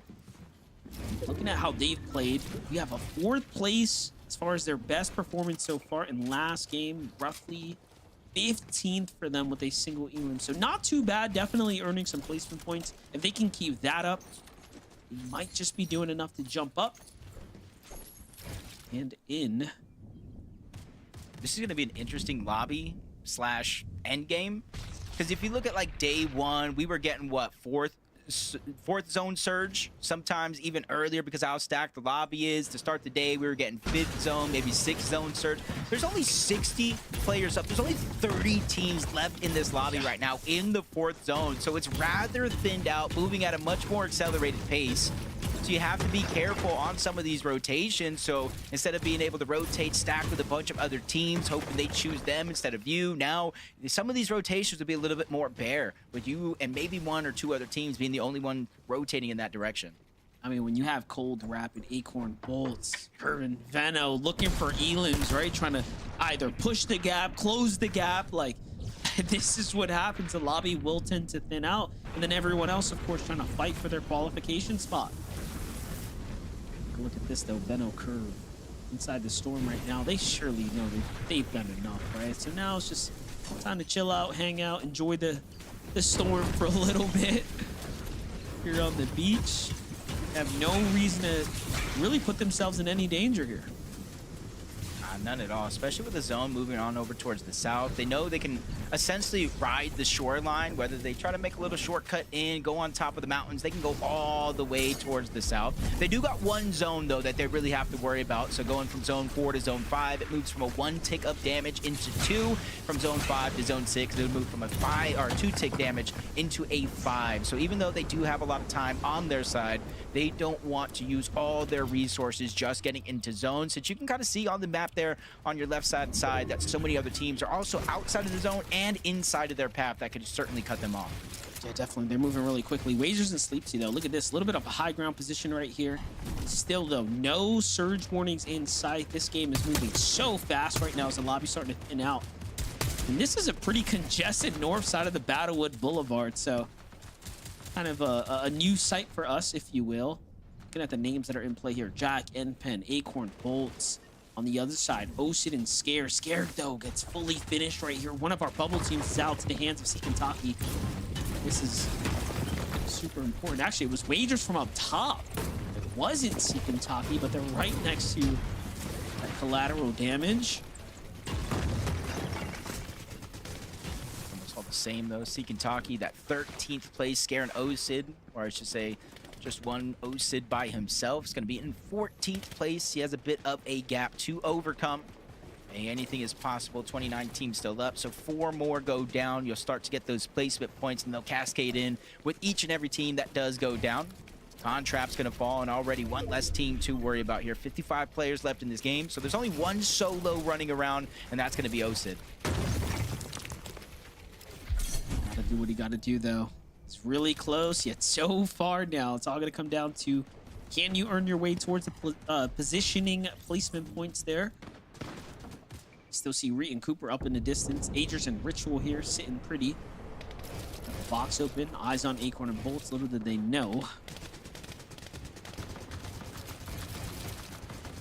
Oh, look at this zone, though. It pulls north. Okay, so this is going to be working against the likes of Curve and Venom, who obviously are wrapping far around the outskirts.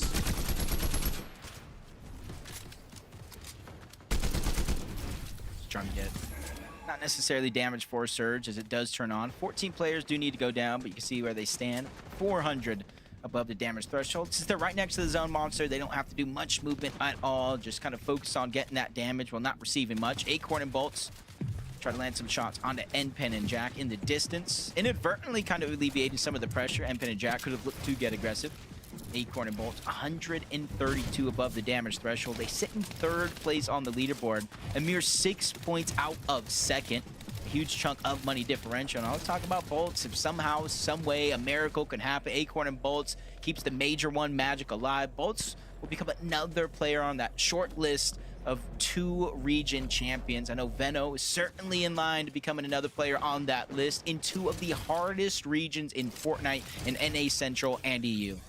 Yeah, definitely looking to make history here and now. Reet and Cooper sitting pretty strong right now, guys. 340 damage above, safe in the zone, plenty to work with right now. That's the type of position you want to see Reet and Cooper in if they're going to land. Seek and Taki on the other side, same can be said for them. Still have a couple shockwaves to work with. Not too many to make it towards endgame, but hey, enough to at least stay in the race here for quite some time. It's all gonna come down to a refresh for Seek and Taki though. See if they can time the rotate. Looking at who's positioned up though, Clix and Higgs trying to end this one with the splash. Already you can see them poison up for that high ground here, Jacob. Yeah, just still, no matter what's been going good or bad in some of these games, they're just continuously one of the teams that, you know, if they make it this far into the game, they're going to contest for that high ground. King and Aviv just outside of that bubble sees 2 teams with a little bit of a scuffle going on. They try to land some shots before they go ahead and make their way on over. They're just trying to pressure them so that way they don't make any peaks, makes the rotation that much safer.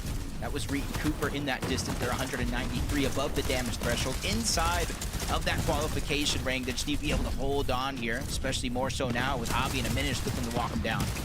Really close now to earning some positioning points here as well. 28 teams still standing. Curve finds Kingling there in the feed. Veno super hit up off the rotate here. That brings them up to 7 eliminations. And Curve finding his moment, finding his footing now. These last couple games, I mean, it's been the Veno show, but Curve has stepped up when it mattered most. Even in this game, clutching Elim after Elim, and now finding the follow-up and the refresh that they need to succeed here. Clix and Higgs, though, just want to do what they can do best. Not the best spot to be in for a team in 2nd place, below the damage threshold. Boats persistence there is able to lead some shots through underneath that cover, get them above the damage threshold. A mere 5, but at least it's something. They're not taking active surge, but 25 damage every 7 seconds. Blake and Preston trying to put down some pressure, but only for a short moment. Bolts is going to be able to hold off. Get through the comb though. Getting this information is going to be vital, but Muzz gets the down onto Clix. I see it in the feed. Sphinx even gets the cleanup here. High ground changing hands, but it's not Muzz and Sphinx. Right now it looks like Aviv. It looks like Curve and Veno are all fighting for it. Yeah, if you look at it, Curve, Veno come in out of nowhere, just trying to time that high ground, and up they go. Meanwhile, Threats and Veer still fighting to stay in the tournament life as well. Higgs on the left side clutches up a nice little Elim for himself. That's going to drop G Monster and send him back to the lobby. He might not have enough to make it to land. Meanwhile, high ground is solidified by Muzz and Sphinx, but Higgs gets swiped out the sky, hanging up for a little too long. Acorn and Bolts fighting for 2nd at this point. If you can't take down Curve and Veno now, it'll just be too late. Yep. Literally, this is the moment right here. As soon as they get into the top 15, I almost think it's a wrap. Mathematically impossible. Threads drops down low outside of the bubble. I'm not sure he secured enough points before finally going down there. Muzz and Sphinx up above. Reet and Cooper sacrificing the HP, staying outside of the zones. That way they can fizz, they can shockwave, and hopefully get to the front side. But they're just taking so much damage. They don't have the heals to get up to full HP and shield anymore. Muzz and Sphinx still putting pressure from up top. Cooper, Reet trying to stay alive. Seek and Taki fighting their way towards a qualification, and teams are dropping faster than you can even realize. We're already up into the top 17 now. Curve and Veno are not stopping, though. Another team falls to their hands. It's Aminish and Javi. A top 5 performance was valiant for them on the standings coming into this. But it's Curve and Veno who are fighting for the championship win now. And look at this, Jacob. I mean, they are breaking away with a huge lead. Yep, and even when it looks like it's bleak, Benno gets dropped down to a sliver of HP. They're surviving. Bolt's trying to do the same thing. 5 HP, loses Acorn though, so we need another big solo clutch performance. Almost runs into Curve and Benno all along the way, but he's able to slip past them as Curve and Benno find another elimination before Benno finally goes down. Curve is out of builds here, trying to use the shock to splash to keep himself as full of HP as possible. Even finding a Fizz to utilize here on the side. Curve, I think, has done enough inside of the top 10. He finds another elimination onto Cooper. Curve might have gone down, but they are your FNCS Major 1 champions. They've done it. They've done enough to be up at the top, to sit on the throne now. Venno is the conqueror of 2 regions here in Curve. His first time ever gets to taste that victory here. But for now, Muzz and Sphinx are trying to find their victory lap. This is all a battle for money. This is all battles for seats at the LAN event where the story will continue. Jargu needs this. Jargu needs this game here. They were 15th place to start it all, and now he's the only solo left in this game. The 2 teams that are left alive, Monster, both of them already have their spot secured, so this is everything for Jargu by himself. Tries the shockwave in. He gets tagged up left and right, down in 3rd place. Did he do enough to qualify for Dusseldorf? Well, it's going to be really close for now, though. The action's on. Muzz here, who finds elimination. Ritual gets tagged up big time. Sphinx looking for his moment, and he does it in the end. And that's going to be a nice, wonderful way to end the FNCS there. That was more than just a wonderful way. Curve and Venno's complete and utter domination of a region. Congratulations for Curve, his first FNCS champion. We always remember our first, and Venno, probably the most important FNCS title, dominating a whole nother region. Muzz and Sphinx win that game, but Zeke, Kelly, and Vivid, we have a new champion. Let's go, Muzz! Let's go, Muzz! That's right, baby. Let's go. Sorry, I had to get that out of the way. Sorry. Anyway, first off, really quickly, MDF, Jacob, thank you guys so much for the cast. Fantastic day. As they called out, it is true. Venno and Curve are your champions in NAC. A 4th title for Venno and a 1st for Curve. I mean, Kelly, Vivid, you know, we call Vivid called this out right last game. They came in today 10th place. And I think for most people, you probably look at the standings at that point, you're like, okay, yeah, like maybe they're probably not gonna get a 4th. They might could end like top 5 or something. But Kelly, Venno turned it on, and there was just game after game where he's solo clutching, getting, you know, at one point a 2nd place with 11 elims, a 2nd place with like 7 elims. He's just firing on all cylinders and no one can stop him. No one. And on the back of this carry right now we're looking at Venno and Curve being FNCS champions. I mean, you're saying no one can stop them, but we saw at the start of this game that a few players did try to stop the run of Curve and Venno. They tried, but they failed because Curve and Venno were prepared. They were aware. Because Venno, he's not just an incredible fragger. He's also incredibly smart and aware when it comes to Fortnite. When it comes to the mindset of other pro players, he has them downloaded. And so he knows what these players are going to do, and he knows exactly how to respond to it. Curve and Venno showing everyone that they deserve this spot. They deserve 1st place. And honestly, just watching them climb up the leaderboard, not necessarily through placements, Vivid, but to get elim after elim, to get so many. I honestly don't even know where they are at the end of the day. I'm excited to see our leaderboard. Socials are going crazy, talking about, oh my gosh, Venno has entered his 2nd prime, his 3rd prime, his 4th prime. I mean, whatever you want to call it, the guy is absolutely popping off, and I couldn't agree more. I once regarded Venno as literally the best player in the world, and so did a lot of people, right? This was back in like chapter 3, chapter 4, around that era, where I remember VOD reviewing this guy and being like, oh my gosh, everything he does is just so perfect. And listen, I don't know what he did between day 1 and day 2. I don't know how good of sleep that he got overnight, but I gotta tell you, he looked like that Venno once again, unstoppable. And you know, we're giving a lot of credit towards Venno. Curve was right there with him, up there statistically speaking, always by his side. I mean, this was a duo competition, and they together just stomped everybody else. I mean, it's We were crazy to talking to think. Lev. Go ahead, Kelly. Go Oh, ahead. I'm sorry. I was just going to say that it's crazy to think that a few weeks ago, this would have been a very different story because it was going to be Veno and Cold for a while. And it wasn't until Cold ended up playing with Rapid that Veno ended up picking Curve. So the fact that that is how this came to fruition and then they end up winning the major is just so amazing to me. Yeah, I mean, if you're Cold, you're thinking, did I make a mistake? Did I make a mistake? But you know what? It is what it is. We were talking with Lev, and Lev was saying, you know, man, I'm so happy for Veno. You know, for a moment he forgot who he was, but today he remembers. Congratulations, Veno and Curve, FNCS champions. We can take a look at those standings because, man, they just put on an absolute clinic. Let's look at this. 727 points ahead of Agers and Ritual. Man, you know, again, congratulations. I do want to highlight this top 5 though as well. Shout outs to Agers and Ritual, Acorn and Bolts, Cold and Rapid, and Muzz and Sphinx, who show up in that last game to sneak their way into that top 5. That's why I'm freaking out. That's why I'm freaking out, Kelly.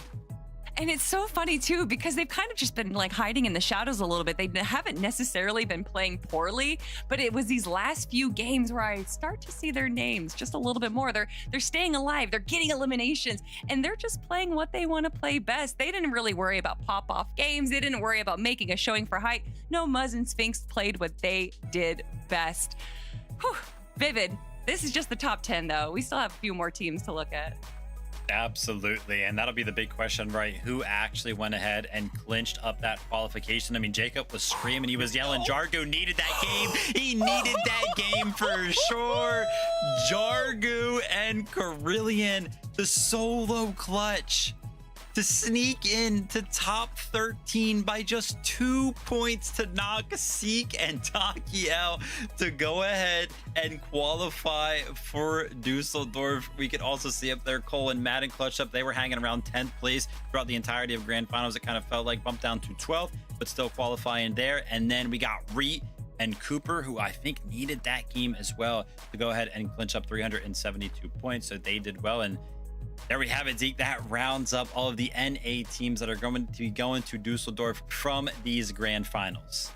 And that's why you can't give up, right, Viv? That's exactly why in those final moments, you know, just think about it. Being in that situation, it's just you, the last game to make something happen, and Jargu does, right? Crazy. And now he's going to keep his FNCS dream alive. He's going to be going to the summit. Oh my gosh, what a fantastic day here in NA. And you know, I just want to really quickly just double back to Curve and Veno. I think probably my favorite part of that game, Kelly and Vivid, was the fact that like in that last game, immediately Veno sniffed something out. He's like, you know what? This lobby is going to try and hunt me down. They're going to try and stop me from winning right here, right now. And they make a last second pivot.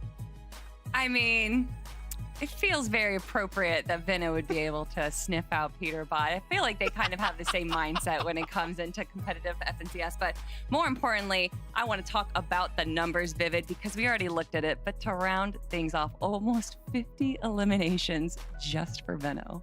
I mean, what was it? After game 10, we took a look at this, and Veno was on 37, Curve was on 31. So it's just still picked up so many eliminations, ended the day on 49. Had to go ahead and show this because just the individual performance. Obviously, Veno, standout player. Yeah. But usually when we see a duo that has so many eliminations, for whatever reason, it's kind of like one-sided. You know what I mean? One person will do is just finding all the eliminations that day, and the other one kind of, you know, is a couple 10, 20 behind, whatever. But Curve is literally like right there next to him. I mean, on the individual leaderboard, first and second place. What an incredible way to win an FNCS. Well, I will say we have been hearing this discourse, especially when we shifted from trios to duos, that the setup, the makeup of a duo is a little different now. We don't really need an IGL and a fragger. We kind of need 2 fraggers and 2 players that understand the game at an IGL level. And maybe that is Veno and Curve. Oh my gosh, yeah. And I love to see that from Curve, because, you know, I feel like I can already see now so many players can just be like, yeah, you got carried from Veno, but it's like, no, Curve actually put in work, right? They made this happen together. And yes, there was times where Veno was solo, but Veno having all that experience is like, hey, don't worry, man. Like, we're getting this win. We're getting it today. What a phenomenal day of Fortnite. We do also have a look at our qualified to the summit list. Let's take a look at some of this, right? We got to take a peek at this at the very beginning of the show, and now we can go ahead and add the names from NAC to that list as well. Guys, this is starting to give us a more complete picture of Summit. And as I start to just pan across and see some of these names, this is just a mini globals, right? Like, this is just going to be some of the craziest Fortnite we're going to see. And given the context of the news we heard before NAC even started, now 3 days. I mean, guys, this is good. That's going to be crazy. I thought this was going to be crazy, Kelly, and it was. It is. That's going to be a whole different level. It's just going to be crazy. Crazy now, crazy before, crazy later on. You know, it's Fortnite. That's what we loved about it. But most crazy of all, Zeke, is that we have not given Veno the proper accolade that he deserves. And I'm very proud to be the one to do this. Yep. The 4th star onto the Veno plane, everyone. Congratulations on the dream line. Now you're going to have to add a picture of Curve up there, get him the star up there as well. Conversation of Summer, man, it's going to be crazy. You talked about, kind of filling out that picture. Dude, we are a month away. Like this has been a crazy week. We've had FNCS flying Heats just last week, and then all of a sudden, Dusseldorf is right around the corner. I'm sure those drop maps are going to start filling up, and we're going to be getting a picture of what the storylines are going to look like for there, but it's going to have me excited. Oh, man. What a day. What a day. Fortnite fam, we're done. We're done until Dusseldorf. We hope that you guys have enjoyed all of the action. If you have time, go give a massive congratulations to Curve and Veno, right? Your new FNCS champions in NAC. Give a shout out to all of the teams in the top 13. And most importantly, do not forget, Tuesday starts the second chance lobby. Okay, so if you're thinking, man, I want that opportunity, I want to fight for my second chance, go check out socials, FN Comp on Twitter. They've got all the information you need. And then the next time we'll be seeing you guys is in Dusseldorf. I can't believe it. Kelly, Vivid, before we say goodbye, I just want to give you guys the floor to kind of give your closing thoughts.